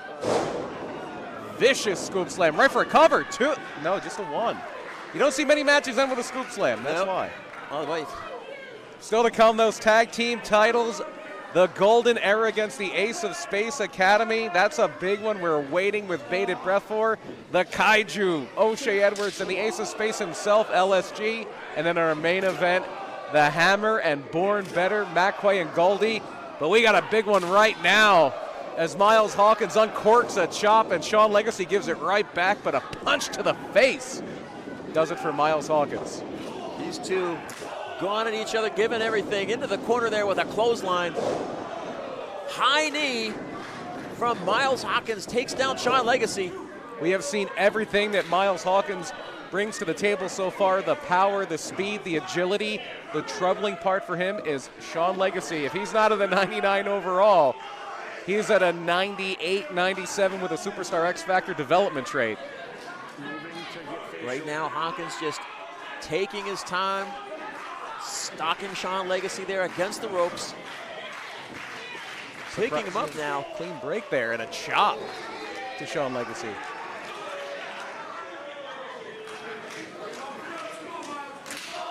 Oh, another vicious chop. That crack, that gunshot. You certainly heard that. That vicious, vicious chop from Miles Hawkins. Hawkins now. Sean Legacy did not want another of those. Goes for it, returns one of his own. Legacy now just chopping away on Miles Hawkins. And again, those are not fireworks. Those are not anything other than hand-meeting flesh. Those stinging chops. I don't think Sean Legacy's still recovered. Kicks now to the midsection, and now Legacy's face driven into the turnbuckle. He's rolling to the outside. Great situational awareness there from Miles Hawkins, who is now climbing to that top rope. Looking to take advantage. Well, Legacy is dazed on the outside. Oh, big hammer blow off the top. Turnbuckle to the outside. That double axe handle, Macho Man Randy Savage could not have done it better himself. Miles Hawkins endearing himself to the AXW Nation. Here comes Legacy. Legacy. If anything, he's too athletic. He may have not gotten all he wanted of it. He may have overshot it a hair, but still came down on top of Miles Hawkins like Super Mario coming down on a Goomba. Series of kicks now from Legacy. Hawkins reverses and tosses Legacy into the corner, misses there. Going for a pin, nope, guess not. A little bit of misdirection there. Oh, that cutter. Well set up by Legacy. That pin was a misdirect. Oh, almost gets the 3. So close. That initial pin was a misdirect. He wanted Hawkins to back off a little bit to clear space for that cutter. That is next level ring generalship. If you take a look, though, for Miles Hawkins, though, just the endurance and his ability to kick out of that. Yeah, the crowd thought it was 3. It was as close can be. This is what we're talking about, though, when we talk about Miles Hawkins and that 99. It's that level of perfection that allows him to get out of situations like that. But Legacy now picking him up, trying to at least. Looks like Miles Hawkins playing a little bit of possum there, just leaning all his weight on the back of Legacy's neck so he could free himself out with some elbows. Legacy now, whoa, takes a clothesline but stays on his feet. And another. Sean Legacy just incredible pain tolerance, incredible ability to withstand punishment. It's a quick backslide going for a the 1. Pin. Miles Hawkins out of that one quickly. Picks him up. Oh! Just a 2 on the run. This one delivering every bit we thought it would.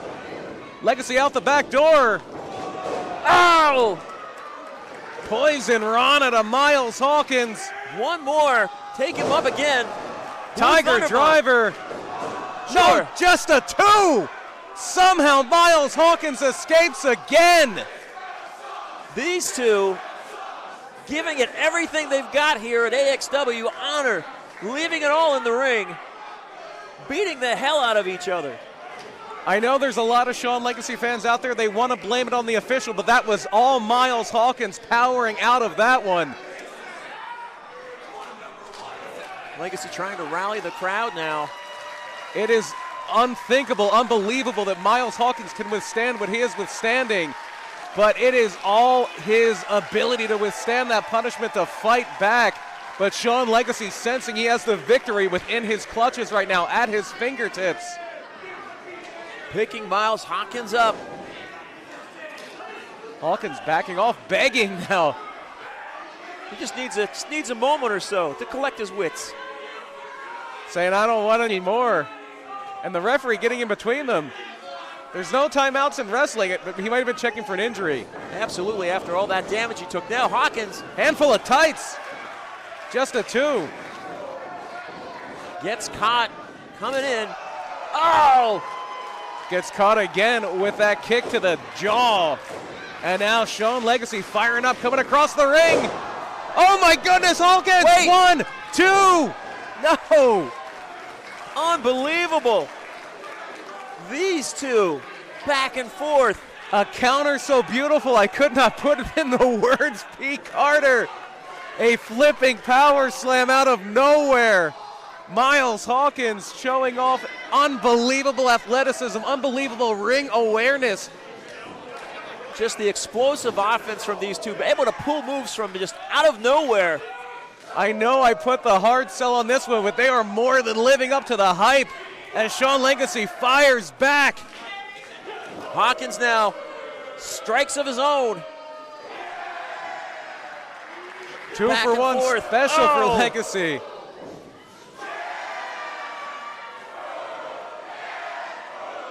And you can hear AXW Nation has made their choice. They love Sean Legacy, but even they have to deepen their hearts respect Miles Hawkins, who is still not down. He is dazed, he is up. Picking him up in his torture rack type move.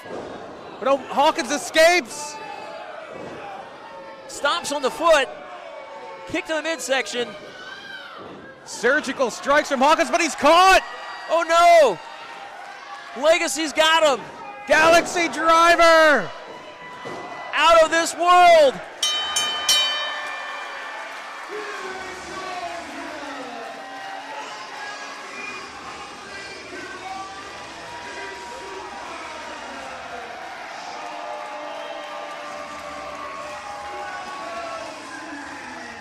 BP, that was everything that you said it would be and more. An absolute barn burner between these two.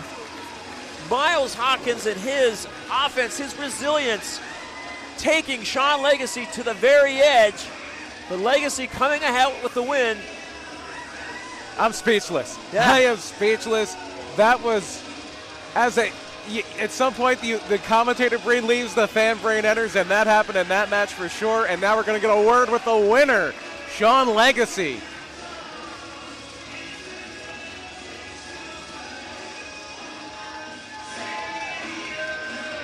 Ladies and gentlemen, let's hear it one more time for the Galaxy's only hero, Super Sean Legacy. Fans showing their appreciation. Sean, I gotta know, what does this victory mean for you tonight? Oh man, I don't know. It means a lot to me because you guys were behind me the whole time. You guys were not. And I had to use the word super, and you guys were super.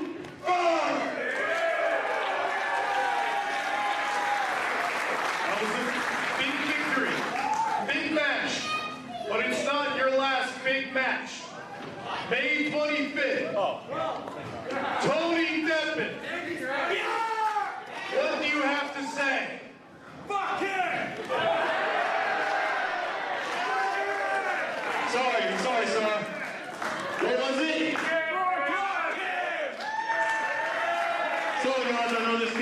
and I know it's family friendly, but listen, I don't care who it is, honestly. I really don't care, because right now, I'm 2-0, and I'm looking for 3-0 next month. And listen, with you guys behind my back, with all of the support, we're going to show Cody my legacy, and you guys are always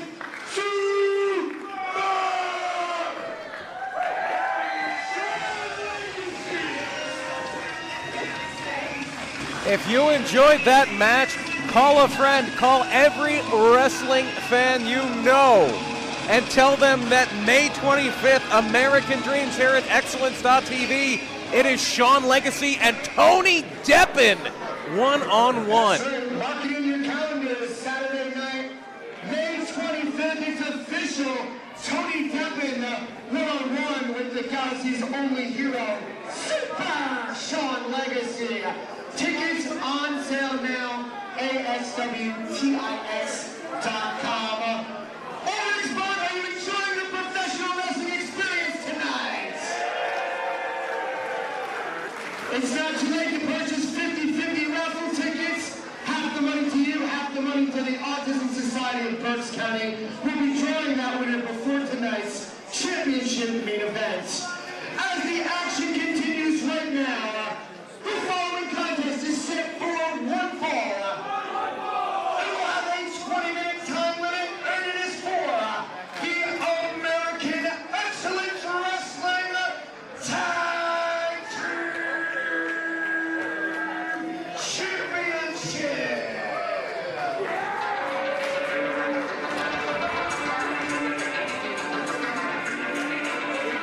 Title matches, the gold.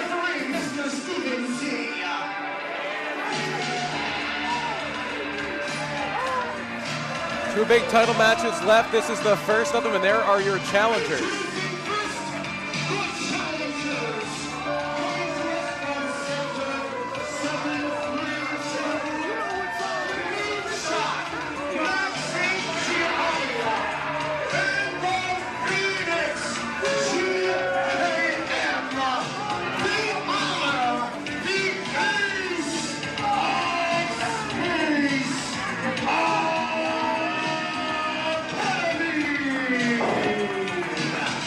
MSG and GKM looking to take the AXW Tag Team Championships from the Golden Era, and what this will be the first time these two teams have met in the ring.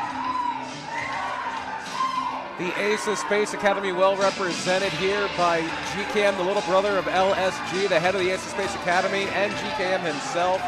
Big win in trios action against Joe Clean and the Hispanic Mechanics last month, but now it is all about the tag team titles. They have their work cut out for them though tonight.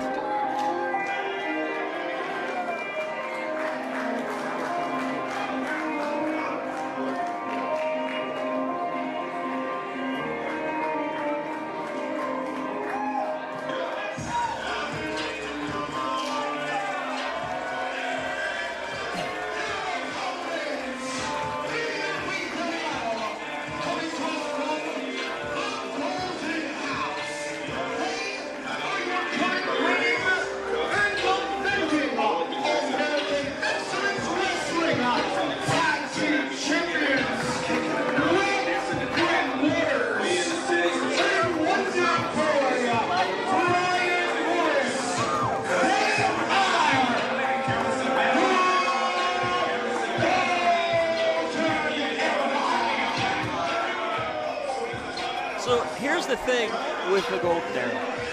They're not just born better. They look better. They smell better. They think better. They do everything better. They cheat better. Well, but that's still a good thing. That's a good thing when you're better, I guess. And that has definitely propelled them to the AXW Tag Team Championships. Whether I like it or not, whether the AXW Nation likes it or not, you cannot argue with success. And this is leg one of a two-step process for total domination for the Golden Era. Step number one, Brett Waters, Brian Morris retain their tag team titles. Step two will be later tonight in our main event when Goldie attempts to dethrone McQuay and become the AXW champion. Probably the biggest thing about the Golden Era, too. Each one of these athletes, individually, is a champion, is a fantastic wrestler, technically sound, smart in the ring, in great shape, great conditioning and cardio. But you put the two of them together, and they're practically unstoppable. Cannot take anything away from the Golden Era from their accomplishments. But you know, MSG and GKM are ready and roaring to go. They want to bring that tag team gold back to LSG. LSG is in the back right now. He is getting ready. He is getting hyped for a showdown with the big bad kaiju, O'Shea Edwards, later tonight. And it's going to be a little bit easier to go through that process if he can go through it knowing that his two pupils are the new tag team champions. Ace of Space Academy trying to rally these fans behind them. Shouldn't be too difficult, as the Golden Era is not exactly, well loved. That's like saying taxes aren't exactly well loved. They always have those things with the lowest approval rating. Congress, higher taxes, the Golden Era. They all fit together. And right now it'll be GKM starting for the Ace of Space Academy. Against the Wonder Boy, Brian Morris. Right now, GKM with a little bit of an advantage here. Or as AXW Nation likes to call him, Wonder Bread Brian Morris. No, it's not. Let's use appropriate names here, not nicknames. So Wonder Boy's on his birth certificate. Well, I think he's earned that nickname.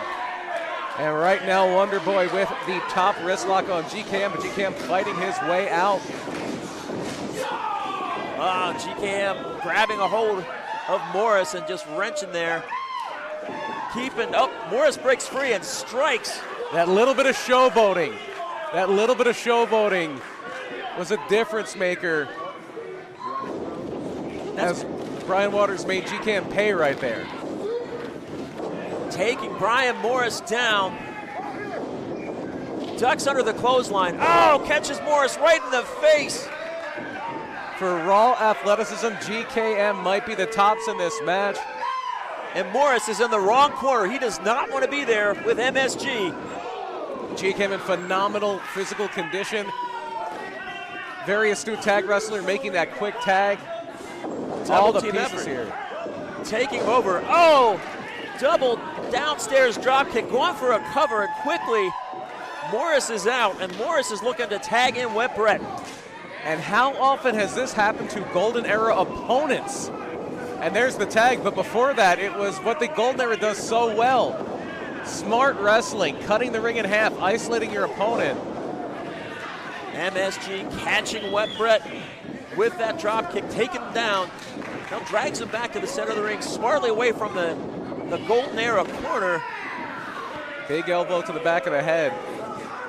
And this could be a very, very tough stylistic matchup for the Golden Era, for the defending champions, because they're defending against a team that has a lot of similarities to them. But right now, it is a masterclass in utilizing that 5 count and utilizing that double team and keeping your opponent exactly where you want them to be. Back and forth here as Brian Morris and Wet Brett Waters look to rain on the Ace of Space Academy's parade. And there's that misdirection, the distraction, and the choke. The distraction from Morris, the choke from Waters. That is exactly what they do so well. It is why I'm a big advocate for 2 referees in tag team matches, but I don't think we're going to see that anytime soon. Well, I mean, I think that's part of the strategy, is how you and your partner can work together to isolate and take advantage of the chaos and the confusion in the match. Now we see Waters kicking MSG in that corner. MSG has not been more than 2 or 3 feet from that corner in a good 2-3 minutes here. And this is what I was talking about, just that ring awareness, the smartness that these two have, although Morris gets caught now. MSG over the top. Under there, through the back door, and in comes GKM. And GKM in a house of fire, double clotheslines. Taking down both members of the Golden Era. Oh, and a kick on the Wonder Boy. And this is what GKM wants to do, push the pace. Really going into that more modern style. The Golden Era, very much throwbacks to a classic era of tag team wrestling. And there you see GKM with that very modern style getting a 2 count. That is the thing with the Ace of Space Academy, widely traveled. They have wrestled and competed all over the country, all over the world. Getting that exposure and experience. But look at that. How quickly it turns, and that's just a beautiful drop kick from Brian Morris, tagging back Wet Brett Waters into the ring. And here's that double team effort. In concert, their bodies moving as one, synchronized, are Waters and Morris. Brett Waters trying to drag GKM into the deep end of the pool. But he can finish him off. And the body positioning, just the little things. The Golden Era do the little things so well. You can always see that both Morris and Waters right now, they keep their bodies between their opponent and their opponent's partner. Dragging GKM back into the corner.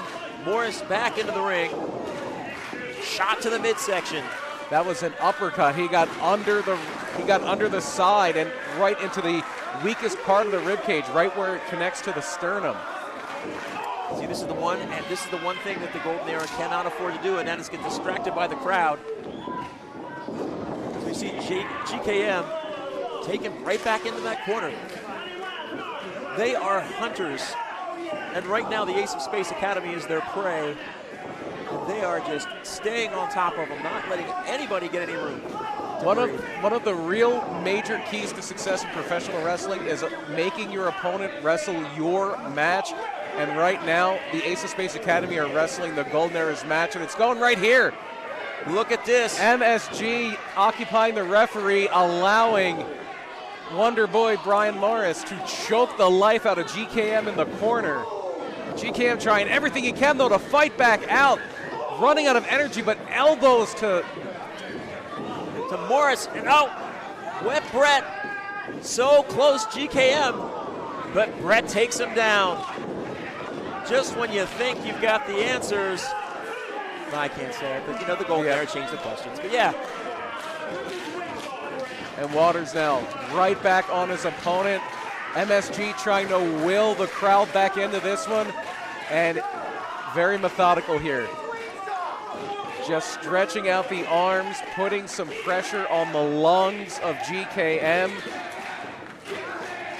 Trying to sap him of that energy to have that higher impact, higher flying style. And it doesn't hurt when you knock the partner off the apron either. No tags. Absolutely not. No tags there, and I have to give the Golden Era credit. They have wrestled up to this point, which you'd have to say is almost a perfect match. Their strategy clearly executed here. Until there. GKM with the big counter, the unprettier. Has to get to that corner, though. Has to bring in MSG. MSG's going to grab that tag rope. MSG back into that corner now. As Brett's crawling. He's crawling to the wrong corner. Very rarely do you see a loss of ring awareness from Brett Waters, but right there momentarily he was a little confused of where he was, but he gets to the tag first. Wonder Boy back in, MSG in. Morris charging right into the fray. Max up to the middle turnbuckle. Catches Morris with that spinning elbow. And a super kick for Brett Waters, the fresher man in. Excellent drop kick to Wonder Boy. I gotta tell you, VP, I've lost track of who the legal men are at this point. So much back and forth. I know it is MSG. I believe we did get the tag to Wonder Boy. I believe these are your two legal men. And yes, there's the cover. 1, 2, and just barely. Those tag team championships were just a hair's breadth away from changing hands. Brett Waters saving the Golden Era from starting the night off on a very down note. Stunner from MSG. Standing Enziguri. Waters is rocked and out of the ring now. Morris trying to make his way to his feet. Catches a boot from MSG. GKM tagged back into the ring now. Now we're seeing some great tag team work from the challengers from the Ace of Space Academy. But there you see, out of nowhere, Brett Waters stops the springboard dive, but GKM is gonna fly. Oh! Somersault senton takes out Wet Brett. Now he's got his eyes set on Wonder Boy. Going up top. Brian Morris is all the way across the ring. He's calling timeout. That's not going to work. Ducks under. Oh! That'll work. See. That'll work. That is classic Brian Morris right there. Just so fast, so powerful and deadly with those feet. Tagging in Wet Brett. That ring awareness of Brett Waters to get right into that corner to grab that tag rope to get in. But MSG will not let them make a 2-on-1. The springboard connects this time. Cutter on Brett. And here we go. We could see new tag team champions. MSG going to the top. If he can hit this, it is all over for the golden era, you would have to think. Big splash! He hits that splash. 1, 2. No, the referee pulled out. Morris admonishing the referee.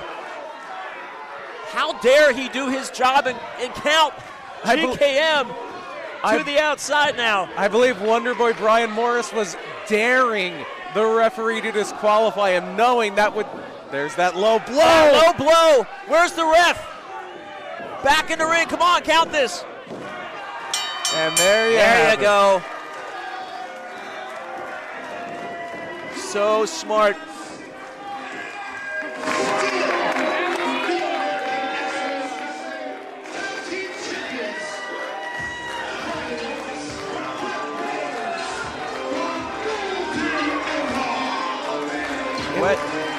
Wet Brett Waters reigning on the parade of the Ace of Space Academy as the Golden Era retain their tag team championships here tonight at AXW Honor.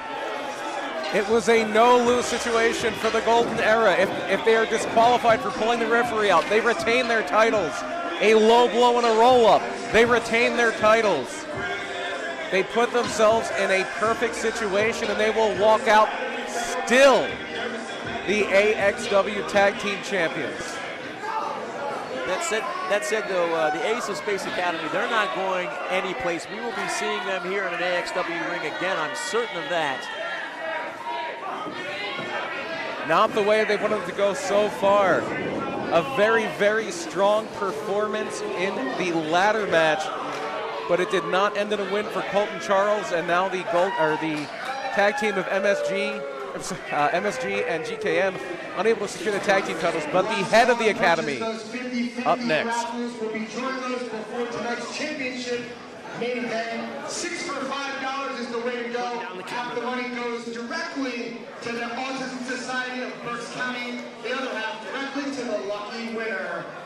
Tonight is all about American Excellence Wrestling Honor as our star-studded showcase continues with this next bout. It'll have a 20-minute time limit.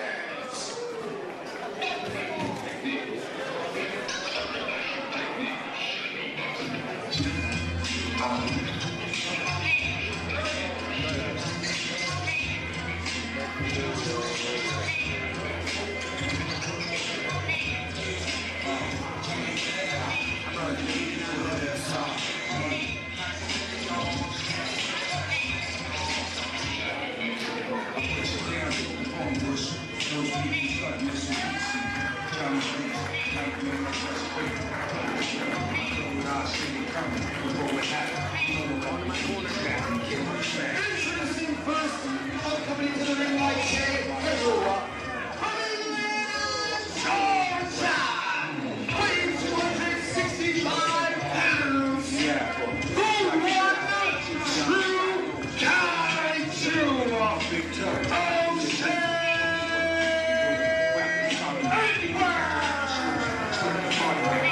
And one of the highlights of the night tonight has been all the great work we've done to benefit the Berks County Autism Society, including that big ladder match. Last year's Robbie Rumble winner, the 2023 Autism champion, that man right there, O'Shea Edwards.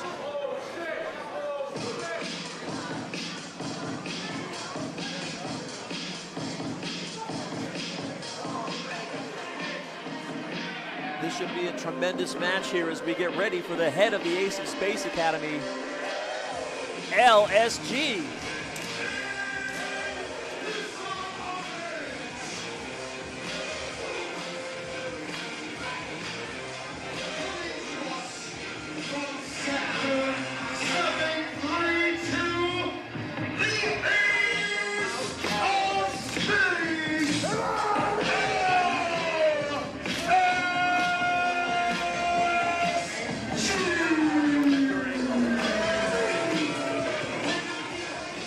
And when you see the things that the big bad kaiju O'Shea Edwards does to LSG here tonight. Remember, LSG asked for this. LSG called out.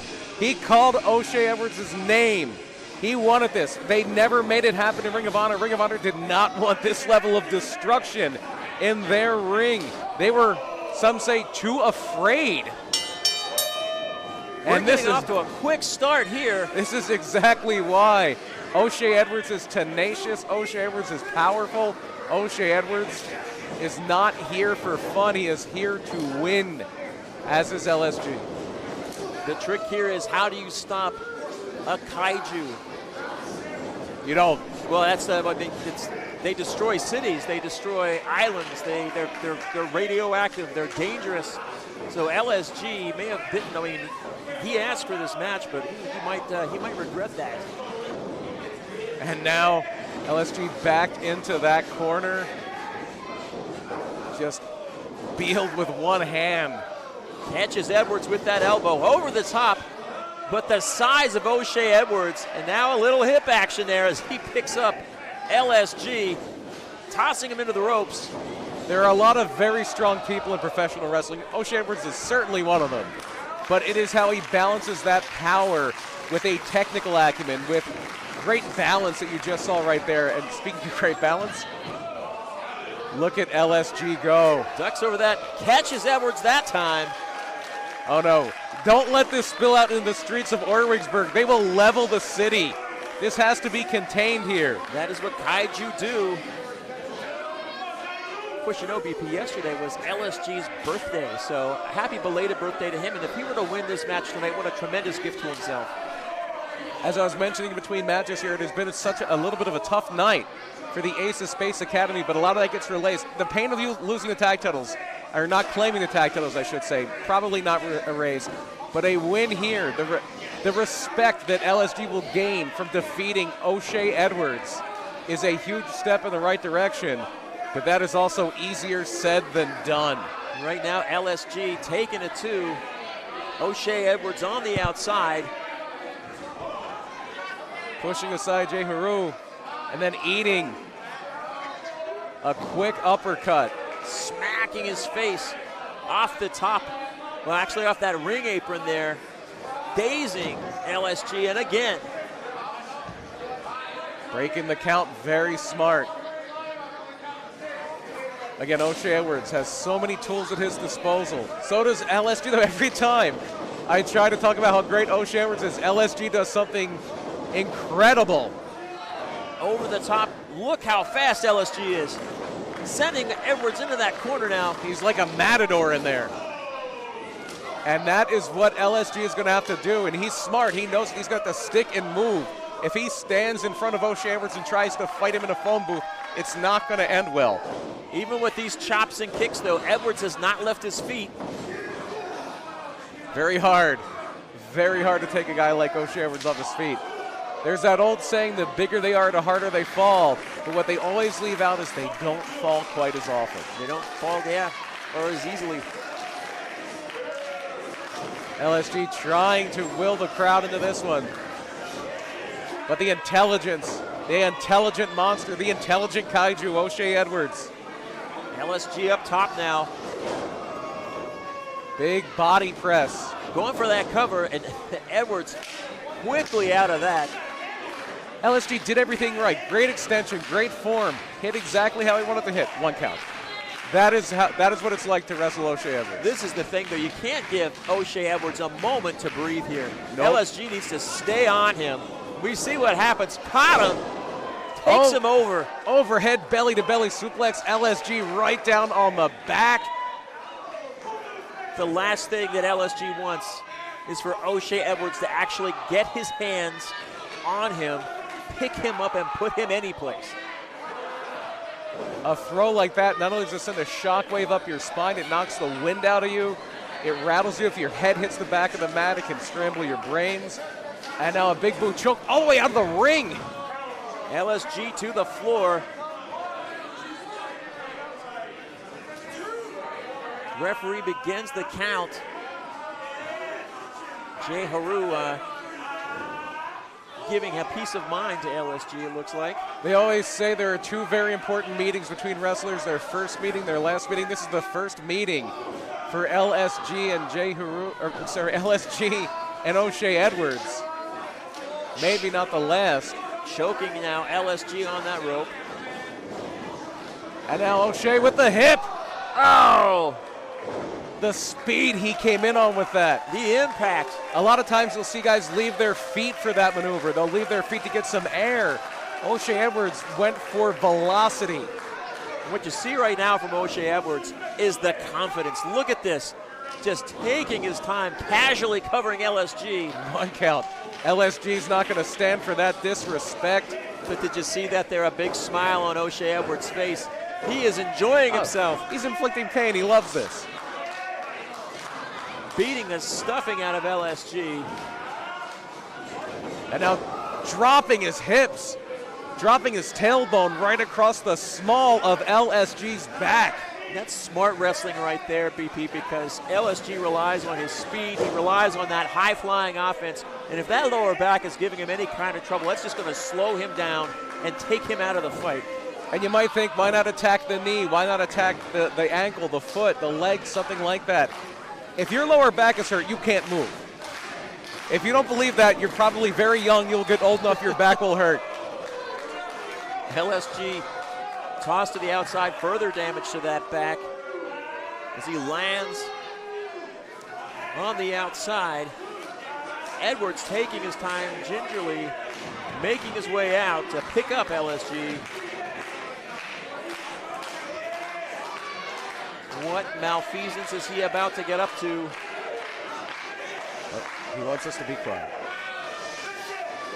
It's like golf. Yes, O'Shea Edwards lining up the shot. Misses and chops post. That was, he sliced that.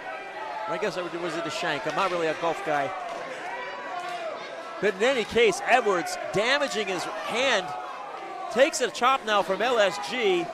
They may have to put a 9 irons worth of steel into O'Shea Edwards' hand and put it back together after that one. See, now that is something that is going to benefit LSG because we've got the strength and power of O'Shea Edwards, but if he can't use that hand, I mean, he may be able to pick up LSG with one, but still. Yeah, so much of your power is in your grip. And there's that bear hug, putting the pressure on that lower back. Pinpoint targeting, not just the back, but the lower back. O'Shea Edwards so smart. It's not just the cruelty, it's the intelligence behind it. O'Shea Edwards compressing that sciatic nerve right now, squeezing the breath out of LSG. It's like a boa constrictor. It allows you to breathe out, but as you breathe out, it gets tighter and tighter, and it doesn't allow you to breathe back in. LSG trying to elbow his way out of here. The bell clap does the trick. But LSG now can barely get to his feet, using the ropes to try to bring himself up, and he just gets run into by O'Shea Edwards. And those, if you've never been near a wrestling ring, those ropes are not, they're not rope, they're cables. They're elevator cables, yep. They are cables, and when LSG's back bounces up against that cable, it is just going to send a shockwave of pain reverberating through his entire body. But LSG fighting back now, using his feet as best he can. But Edwards gets that. Oh, look at that. Look at that agility from LSG. He's got Edwards rocked. LSG trying to clear that runway, but no. Not for long. Ducks under. Very well placed right hand. And a few more. This is where we're talking about the speed of LSG, being able to duck and dodge. With those strikes, you can keep your distance a little bit. Might want to work some kicks into there, but with his back as in the shape it is, he might not be able to throw a kick. A punch may be all he can do. Look at that, connecting, and now Edwards down on his knees, catching his breath. That rib cage definitely hurting from those bear hugs, those suplexes. The lower body of LSG will not be the same after this one. That is safe to say, win, lose, or draw. Reverses into the corner now, LSG. Edwards goes in and catches a boot to the face. And there's that space. Look at that, flying off that middle turnbuckle, going for a cover. The ace of space creates some space and almost gets a 3 count off of it. And we see LSG starting to fire up. And you can see him grabbing that back as much as that adrenaline's pumping. That pain is such that it is not going away. And now trying to lift. This is just that this is anger on LSG's part, because if he was using his brain, he would know with his back not to pick up a man or try to pick up a man the size of O'Shea Edwards. And now Edwards tries to pick up LSG. I can't imagine trying to pick up O'Shea Edwards at 100%, let alone whatever limited percentage LSG is right now. Well, I mean, O'Shea Edwards is the last true heavyweight in professional wrestling. He'll tell you that. LSG ducking that closing. Hey, he gets him up. O'Shea's up. He got him up. Wow. Gonna take him to space.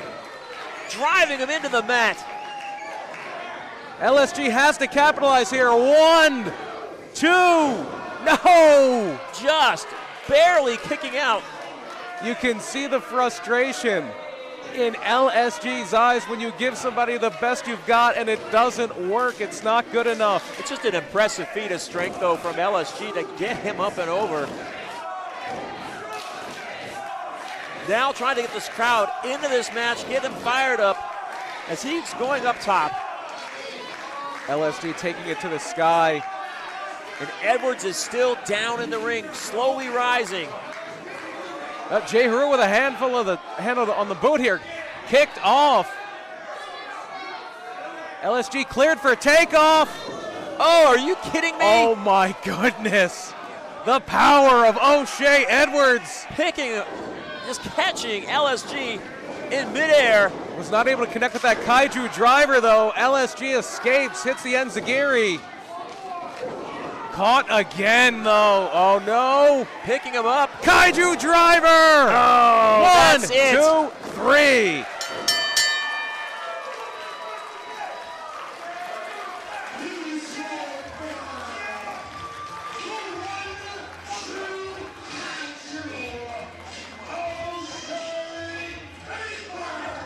O'Shea Edwards just dominant tonight. A lot of fight in LSG. He gave it everything he had. Some impressive feats of strength. He used his speed. He used his skill.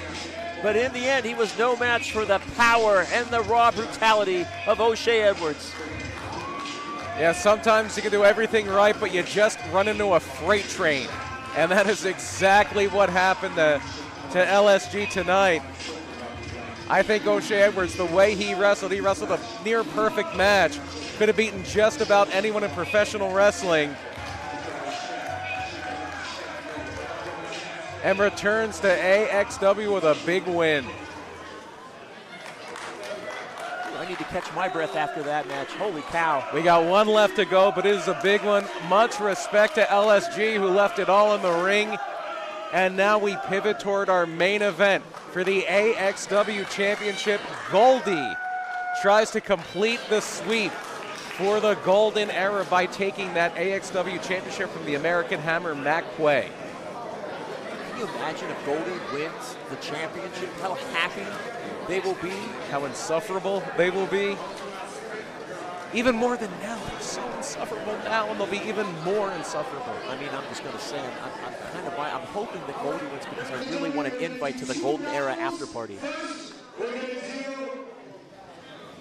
do the Autism Society of Berks County raffle, the 50-50, blue tickets, $180. Can I get a child volunteer to pick the winner? You were quick. What's your name? Logan. Logan, you ready? I'm gonna miss him up. Logan, no pressure. Logan, Logan, Logan. Thank you, Logan. Logan says $180 goes to blue ticket 20919-049.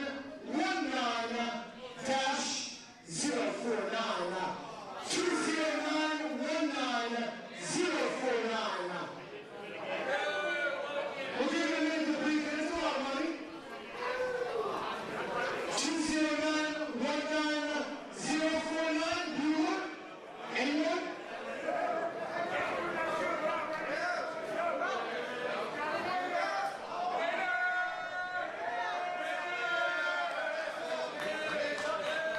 That's you. What's your name, brother? Byron. Byron, you want to get your ticket? Yes, sir. World title match just moments away here. What a night it has been at Honor Autism Acceptance.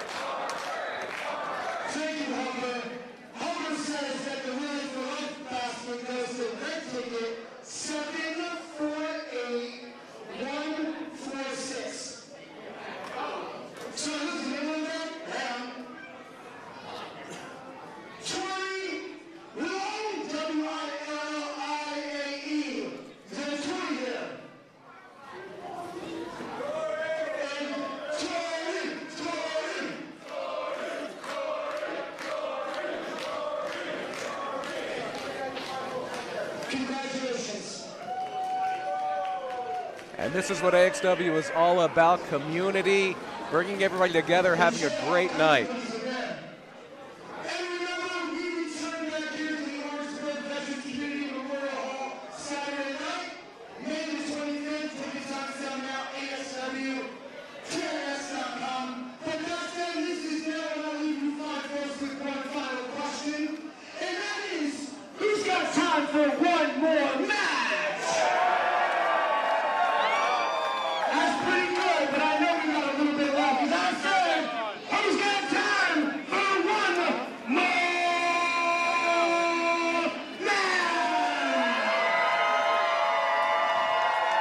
Oh yeah, that's the set I've been looking for. And away we go live from the Orwigsburg Veterans Community Memorial Hall. Orwigsburg, Pennsylvania. Hold on to your seats as this is your American Excellence Wrestling Honor main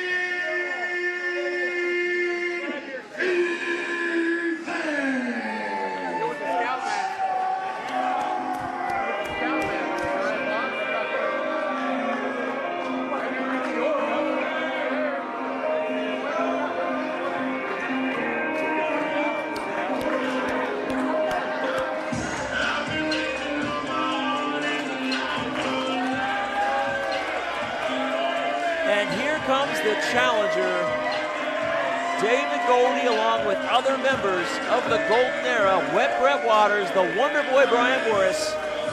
No, I believe he's sending them back.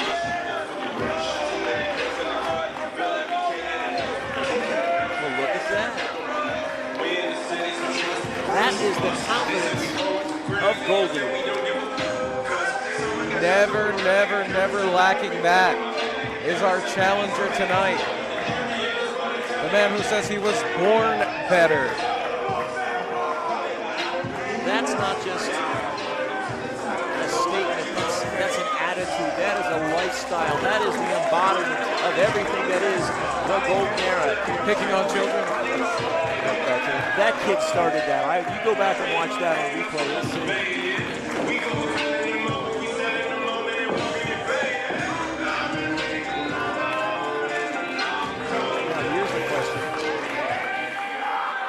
Mac Quay send Papa Quay to the back, just like Goldie sent back? I have only ever seen Papa Quay get involved if someone gets involved first with him.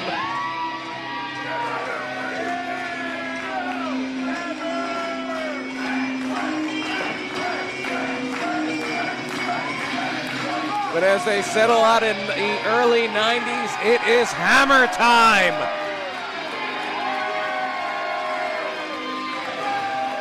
The American Hammer in the front, Papa Quay in the back. You never know when you're going to need an extra official. There could be a ref shirt under there for all we know. Don't get me started on that.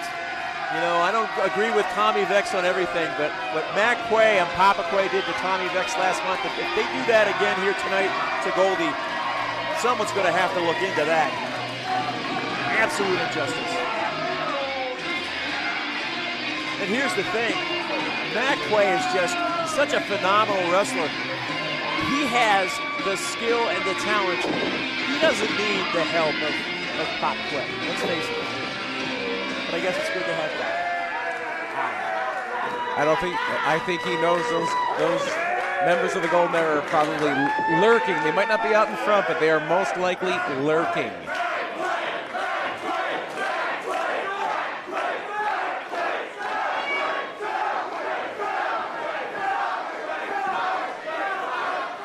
Crowd squarely behind the American Hammer.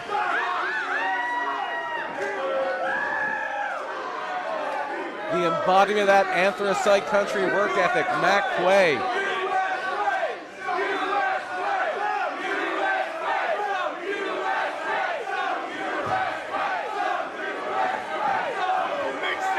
And we're going to throw it one last time to David Adams for the introductions. Ladies and gentlemen, brought to you tonight by Pilgrim Brewing in association with the Autism Society of Berks County and STF Media. It is now time for your American Wrestling Honor featured bout of the evening. It will have a 30-minute time limit scheduled for one fall. And it is for the American Excellence Wrestling Championship.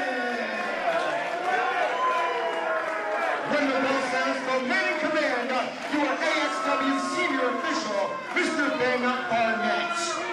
And now, the gladiators who get set for this epic main event title fight battle. Introducing first, standing in the corner to my left, representing the Golden House.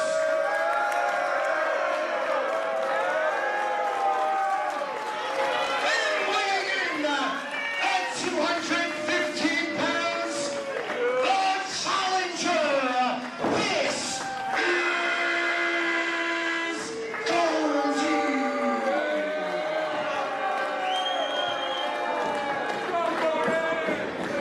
Goldie already taking some swings there at Papa Quay. I'll be devil's advocate. If you're going to be at ringside, Ladies and gentlemen, his opponents. it could happen. To my right, accompanied to the ring this evening by Papa Quay.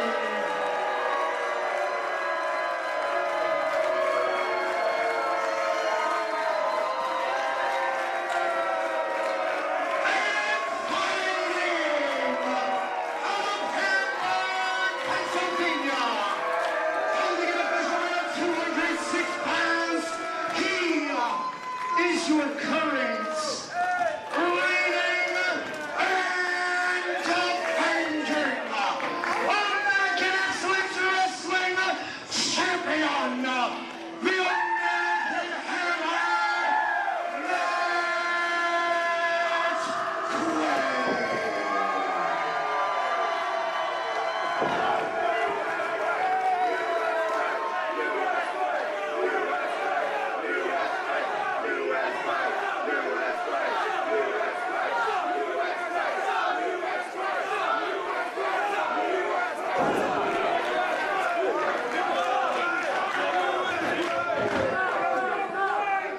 has all been building up to this, our main event of the evening, the AXW Championship on the line.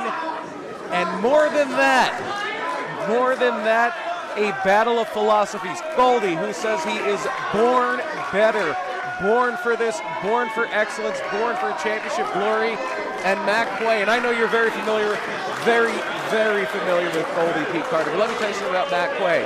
I saw Matt Quay when he was first getting his start here in professional wrestling, when he could not afford trunks, tights of his own, and had to use hand-me-downs, had to fight and claw and scratch for everything he had. He was not born better, he made himself the best, and that is what he is putting on the line tonight. Well, I mean, just take one look at Matt Quay. You can see all the hard work that he's put in. He looks phenomenal. These fans, they love him, and he has made his way to the top here at AXW. But don't underestimate Goldie. Goldie and his abilities has trained him. He may have been born better, but he has also worked hard. So this is going to be a great matchup between these two young competitors, both destined for greatness. And there you see it right in the center, the collar and elbow tie-up. They're jockeying for position. Both of these wrestlers in incredible physical condition. Both of these wrestlers could go a long, long time. I know it's been a long night already, but hunker down. We might be here a while. 100% you are on the money there. Very few holes in either wrestler's game, very few flaws either wrestler possesses, and that's why Matt Quay is a champion. That's why Goldie is the #1 contender. Goldie, of course, I'm told, has been on a bit of a win streak here in AXW. I believe one of the last times he tasted defeat, other than in a cage match, an elimination cage match, which was wild, which was won by Matt Quay. It was when he was defeated by Andy Header, brass knuckles on a pole, but that was a long time ago, and Goldie has improved tenfold in that time. Right now, though, the American Hammer with control of Goldie's left arm, having him down on the mat. And of course, Goldie with several wins over Header as well. But that has nothing to do with right now, where the hammerlock is applied. Matt Quay, though, with a very creative escape attempt, does free himself from the grasp of Goldie. Now just cutting off Goldie's oxygen there, making him work hard to get out of that. But Goldie goes right through those hands, secures the side headlock there. Almost a pinning combination. Our official there very, very close in, checking those shoulders, making sure. I'll tell you, this is an interesting start, BP, to this match. As you see both of them showcasing their scientific skills, their mat wrestling abilities. We haven't seen a lot of punches, not a lot of chops or anything like that. They're just going back and forth, trying to kind of outclass each other and show this crowd how great they really are. It's not only that, but they know they could be in a long one. There's no 15-minute time limit here. There's no 20-minute time limit. This is a title match. This could be in those deep waters, those championship rounds, so to speak. 30, 45 minutes, an hour. And we could be here again for quite a while. And they are both pacing themselves, two very smart wrestlers. Well, hopefully it doesn't go too long. Papa Quay has a bedtime. I think he needs to be in by 9:45. Oh, Papa Quay's going to party all night if the American Hammer gets the win here. Goldie sent into the ropes, leapfrog by Quay. Goldie over again. Papa Quay will be down with our sponsors at Pilgaroo Brewing. He'll be in my neck of the woods. And now a side headlock by Quay. Locked on, cinched in. Squeezing Goldie's head. That pressure on the ears, definitely uncomfortable, but just makes it hard to breathe, hard to think. But here you see the athleticism of Goldie, not even having to turn around. Beautiful back or leapfrogs. And you could see also in that headlock, just Quay leaning on Goldie, putting that pressure, the upper body on him. Dare I say, these two have actually been respectful, yes, towards each other, surprisingly. I'm not going to say I'm not without my skepticism, but Goldie has sent the Golden Era to the back, has sent Waters and Morris to the back. He is wrestling a very clean match here, a very, beautiful sunset flip by Quay, almost gets the 3 count into a cravat of sorts, into a neck crank. And Goldie takes him over, rolls in the reversal. There's that chop. Incredible counter wrestling from both competitors, especially Goldie there. I'll give him his credit. I'll give him his flowers there. Quay now with chops. And the American Hammer just hammering on the back and shoulders. He didn't get that of Goldie. He did not get that nickname for no reason. Goldie chopping away. Now going into the corner and just grabbing a hold of Quay's head. Goldie, a very, very capable striker in his own right.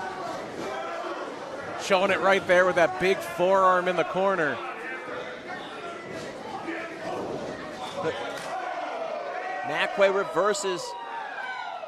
The chops hammer. Goldie, yes. Returning fire. And tying Goldie up in those ropes. And what you are definitely seeing here, Pete, is that slowdown, what you were talking about earlier, that methodical approach. I don't think either wrestler wants to be the first to make a mistake because they know how good their opponent will be at capitalizing on it. Absolutely. I'm sure both of these two have scouted the other out very thoroughly. No stranger to one another. No stranger whatsoever.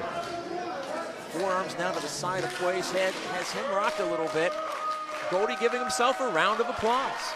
Of course, throughout most of 2023, Matt Quay, and 2022 for that matter, Matt Quay was chasing that AXW title. Now he is the hunted, and Goldie has him firmly in his sights, but Quay able to fight back.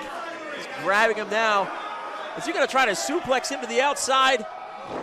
Yes, he is on the apron now. Wow, dangerous territory here for both of these men. It's the hardest part of the ring. Matt Quay's about to find that out firsthand. Knock him out. Vicious DDT. Wow. And that cannot be easy for Papa Quay to stand back and watch. Not at all. That's going to be a real test for Papa Quay to see if he can keep his temper in check if things get tough for his little boy. Goldie rolling out now. Does not want to win this one by countout. He wants to be the champion. It is not going to be mission accomplished for Goldie in the Golden Era if he says, I beat the champ by countout, but the champ kept the title. So Quay gets DDT'd on that ring apron. That's going to make him a little groggy. And now Goldie working on that lower back, just taking his time, methodical, thorough. Rolling back in to stop the count and going around the other side to meet Matt. Just a brilliant approach by Goldie, but Quay is right there to meet him.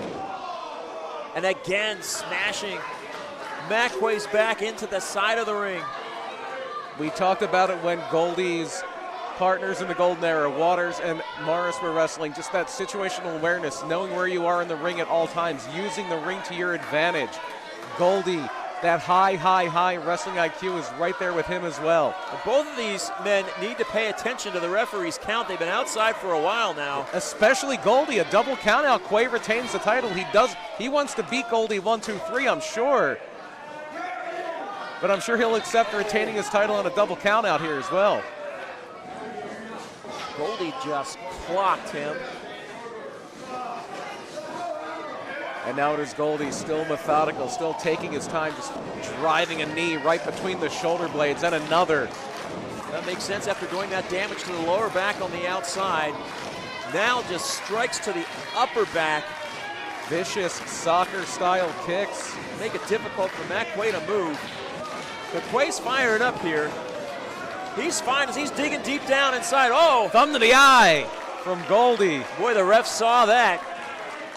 Matt Quay might not be seeing anything out of that eye for a few moments, but referee on top of things. The official admonishing Goldie, but this is a championship match. It's like a playoff game in any sport.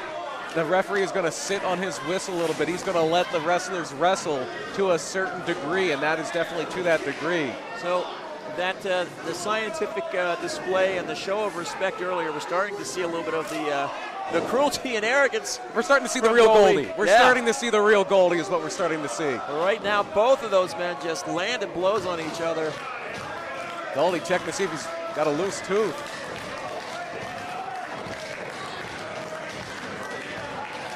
Still checking. Yeah. Quay fighting to his feet in the middle of the ring. Goldie grabbing a hold of Matt Quay, trying to pull him out. Oh, Elbow after elbow to the throat.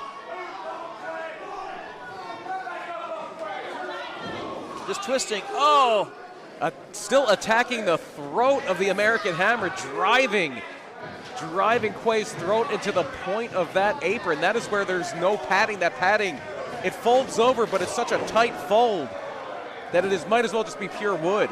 that's the thing. If you take a look, both of these men, but really Goldie, smartly using every aspect, every part of the ring as part of the offense. I misspoke, not even wood, steel. That is where the wood ends and the steel begins, but there goes Way over Quay. the top. Caught with a big right hand. Goldie caught him in the air Right smack in the middle of the forehead. with a cross. Goldie's got to get Quay back in that ring. He could pin him right here. He might be knocked out. Quay might be out.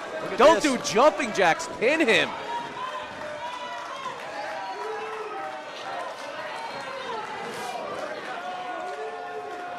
And I'm questioning blatant Goldie's strategy here. show of disrespect to Papa Quay. The Hammer getting up now. Goldie waiting. He wants to see if the Hammer can get back into his own volition.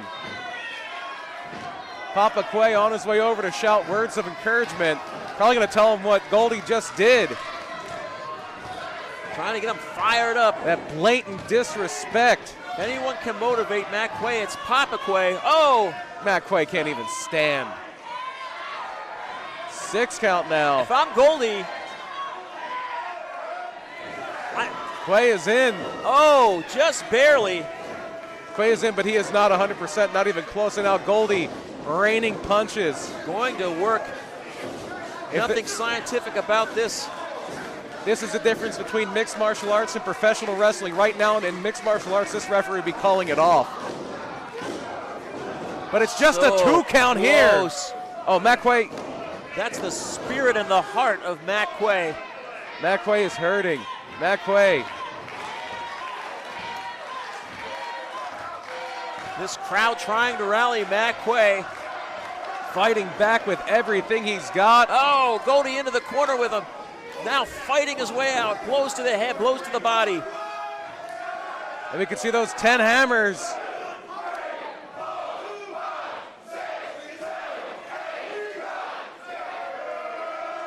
Matt Quay hammering in the morning, hammering in the evening, hammering all over the land. Off the top rope, takes Goldie out. And he switches from the hammer to the axe handle there. But nonetheless, Matt Quay. I always say this about Riley Crow, but Matt Quay probably the most gifted striker in all of AXW. Big splash now, and Goldie feeling some of the pain. Matt Quay turning up the tempo a little bit here.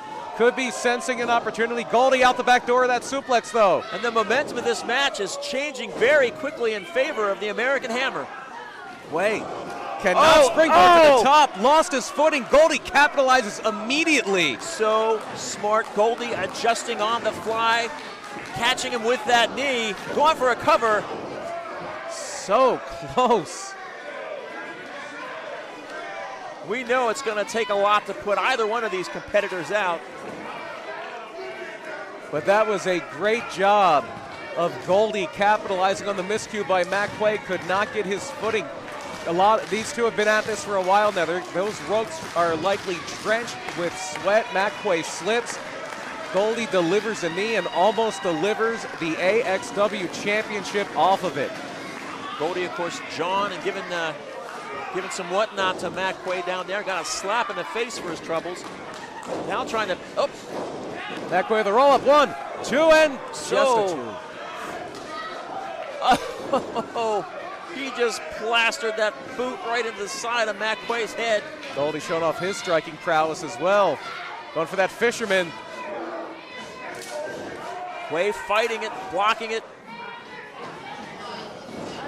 Both these men starting to show a slight sign of fatigue, but look at this. Small package. 1, 2, only 2. Quay chopping Goldie now, blows to the head. These two back and forth fighting, giving everything they have. The AXW championship on the line. Goldie fights out of that fireman's carry. But Quay flipping out of the belly to back suplex, ducks the kick. Quay picks him up. Oh, and Goldie gets out. Oh, that's the second blow to Quay's head in a matter of moments, going for the cover. Matt Quay being rocked with big strike after big strike. In the fight game, they talk about significant strikes. Goldie way, way, way ahead on significant strikes right now. Taking his time, but you have the advantage. You need to press it here. But Goldie, he's starting to show, looks like he's a little bit frustrated here. And he's done such a great job. He has capitalized on every mistake Matt Quay has made, but he is still not the AXW champion. He is learning, might be out on his feet. Goldie learning now what it takes, the tenacity. You can give it everything you've got, and sometimes it's just not enough when you're fighting somebody the caliber of Matt Quay. Goldie learning that now. But uncorking a big hit. And look at this. Quay digging in down deep, finding that energy and power and coming back. Goldie may have broken his hand. He was checking his hand after that punch. And that gave Quay the opening. Going in, oh, Goldie just dropping down. Goldie fighting his way out of whatever Quay is planning. Maybe a pile driver, maybe a power bomb.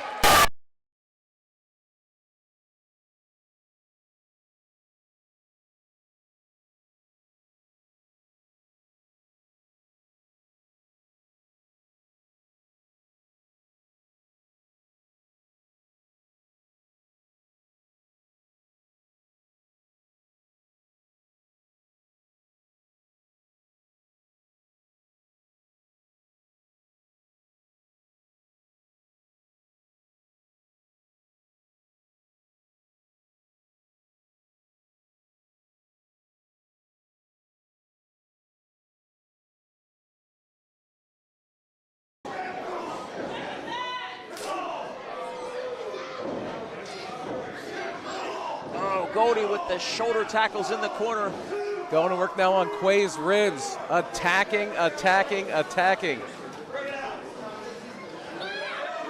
Grabbing him by the hair, climbing up now to the second rope.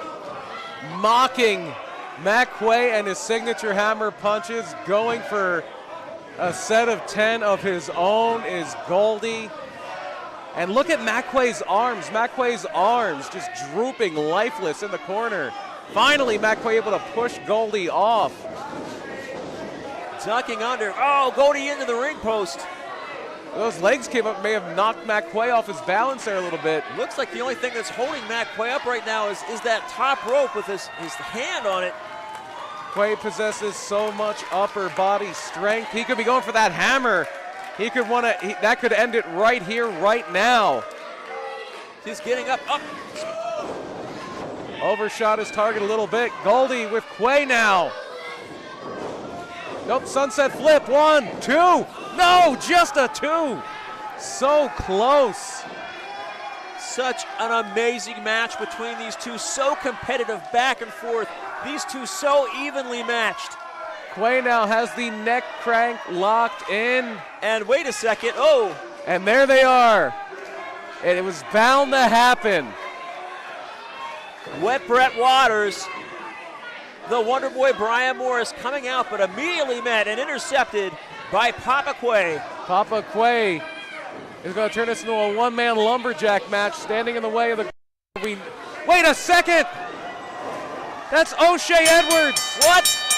That's Jay Haru attacking McQuay. Oh.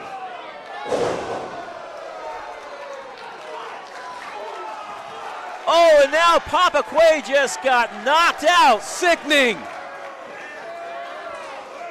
Looks like the whole Quay clan's getting involved. That Quay family is nuts. They could, but I don't know if they're nuts enough to get in there with the kaiju, maybe. Nobody.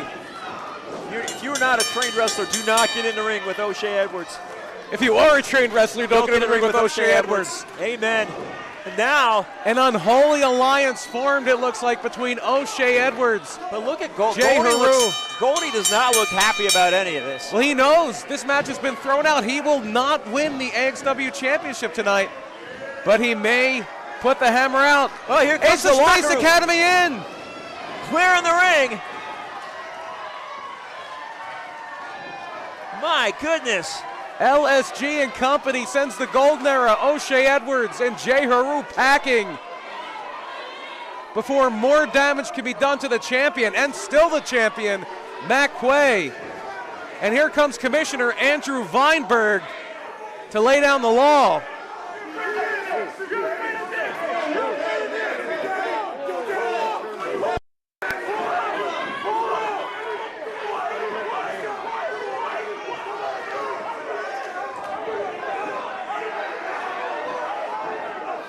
Chaos here at AXW Honor following our main event. I'm sick and tired of not having a winner in a match like this, right? Listen to me. You guys want a match? There's a new sheriff in town.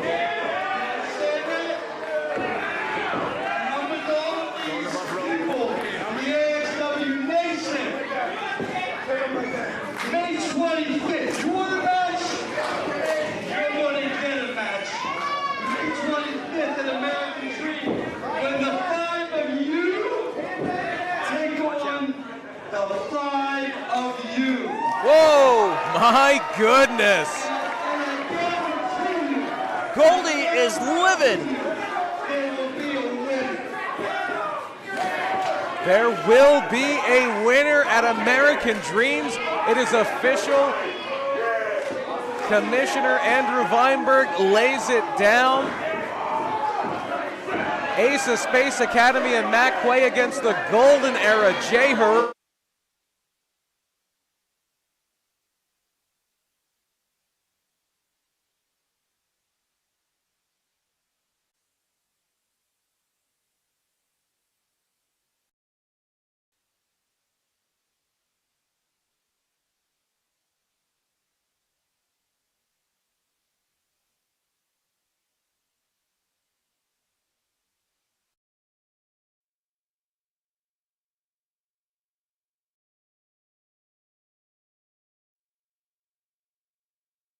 For the Cowboy Pete Carter, this is BP Burke saying thank you, AXW Nation.